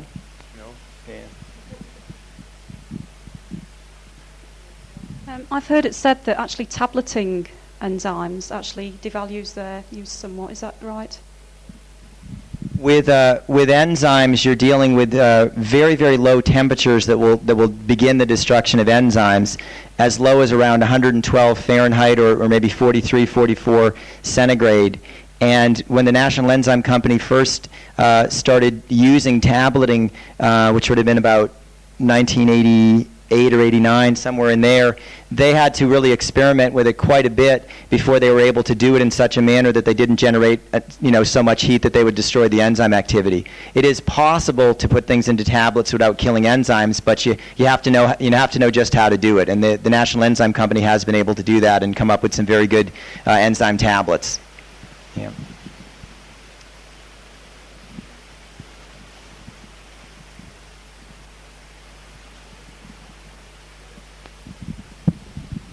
I've come across quite a few people that have tried raw diets. That's before they knew anything about body electronics, and they got themselves into real trouble. But with the correct enzymes, they can take on a raw diet.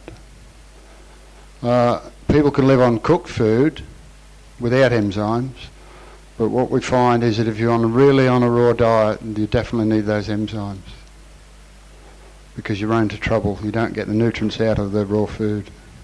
So if you're on fresh and raw, you definitely need the enzymes.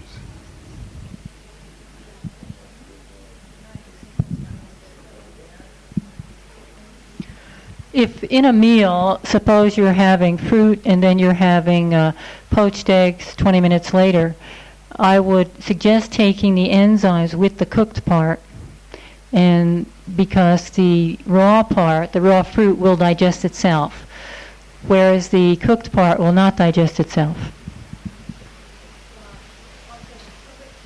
Yes. Does it mean for a whole meal only of fruit we don't need the enzymes? I still take them with the fruit meal. Very simply, in answer to the question, if you have an enzyme deficiency in your bodies, which everybody has, because if you take a look around the pupil in iridology, you see a very definite zone 1 ring in everyone, showing that there's an enzyme deficiency in that particular body. Therefore, no matter what food you take in, you do need to have extra enzymes to help to digest that food.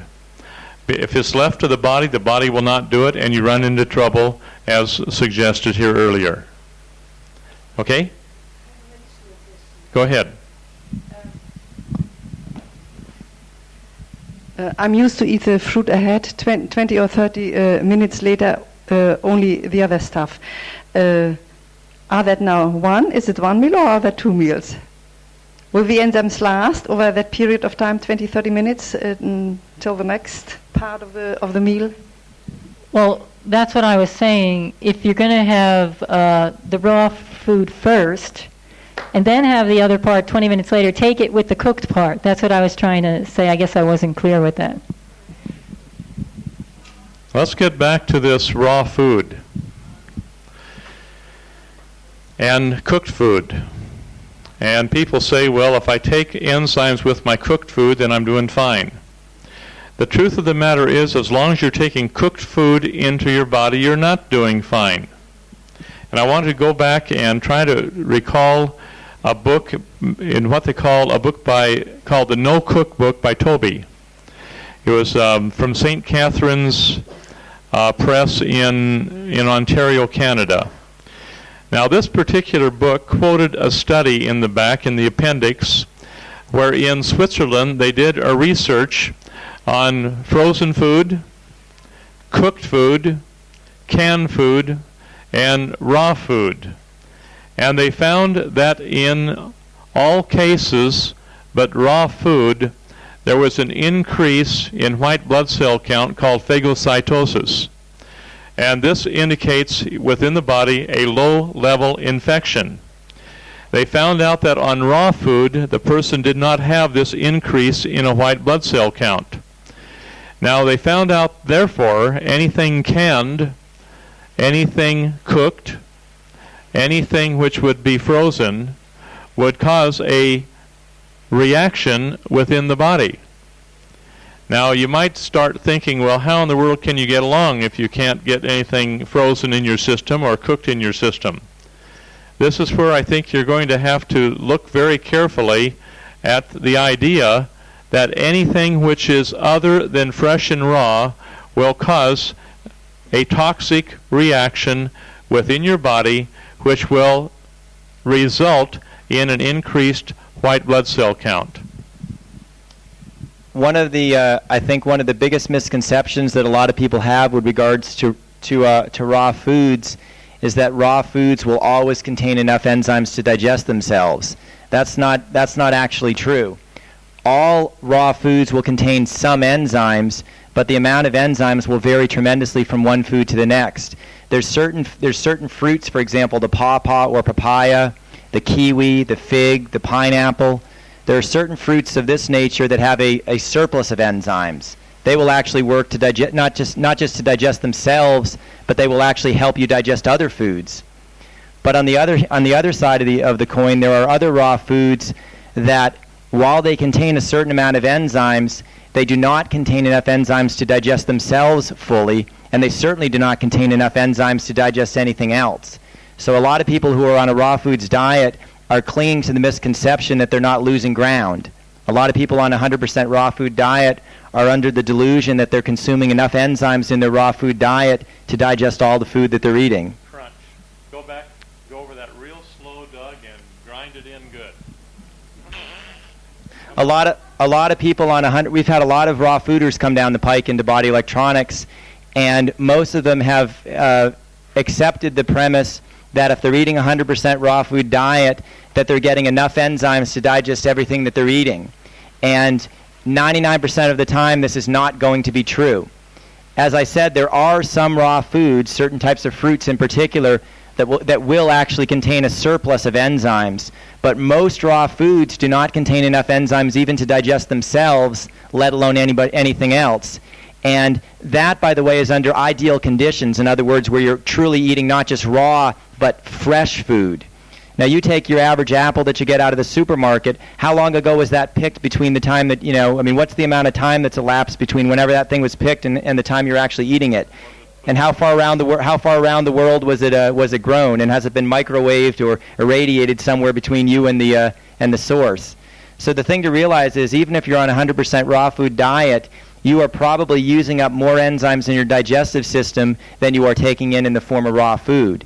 So no matter how raw your diet is, you are going to need enzyme supplementation if you're going to intend to gain ground here. If your intention is to take in more enzymes than you're using up, it's pretty nearly impossible to do that without some sort of enzyme supplementation.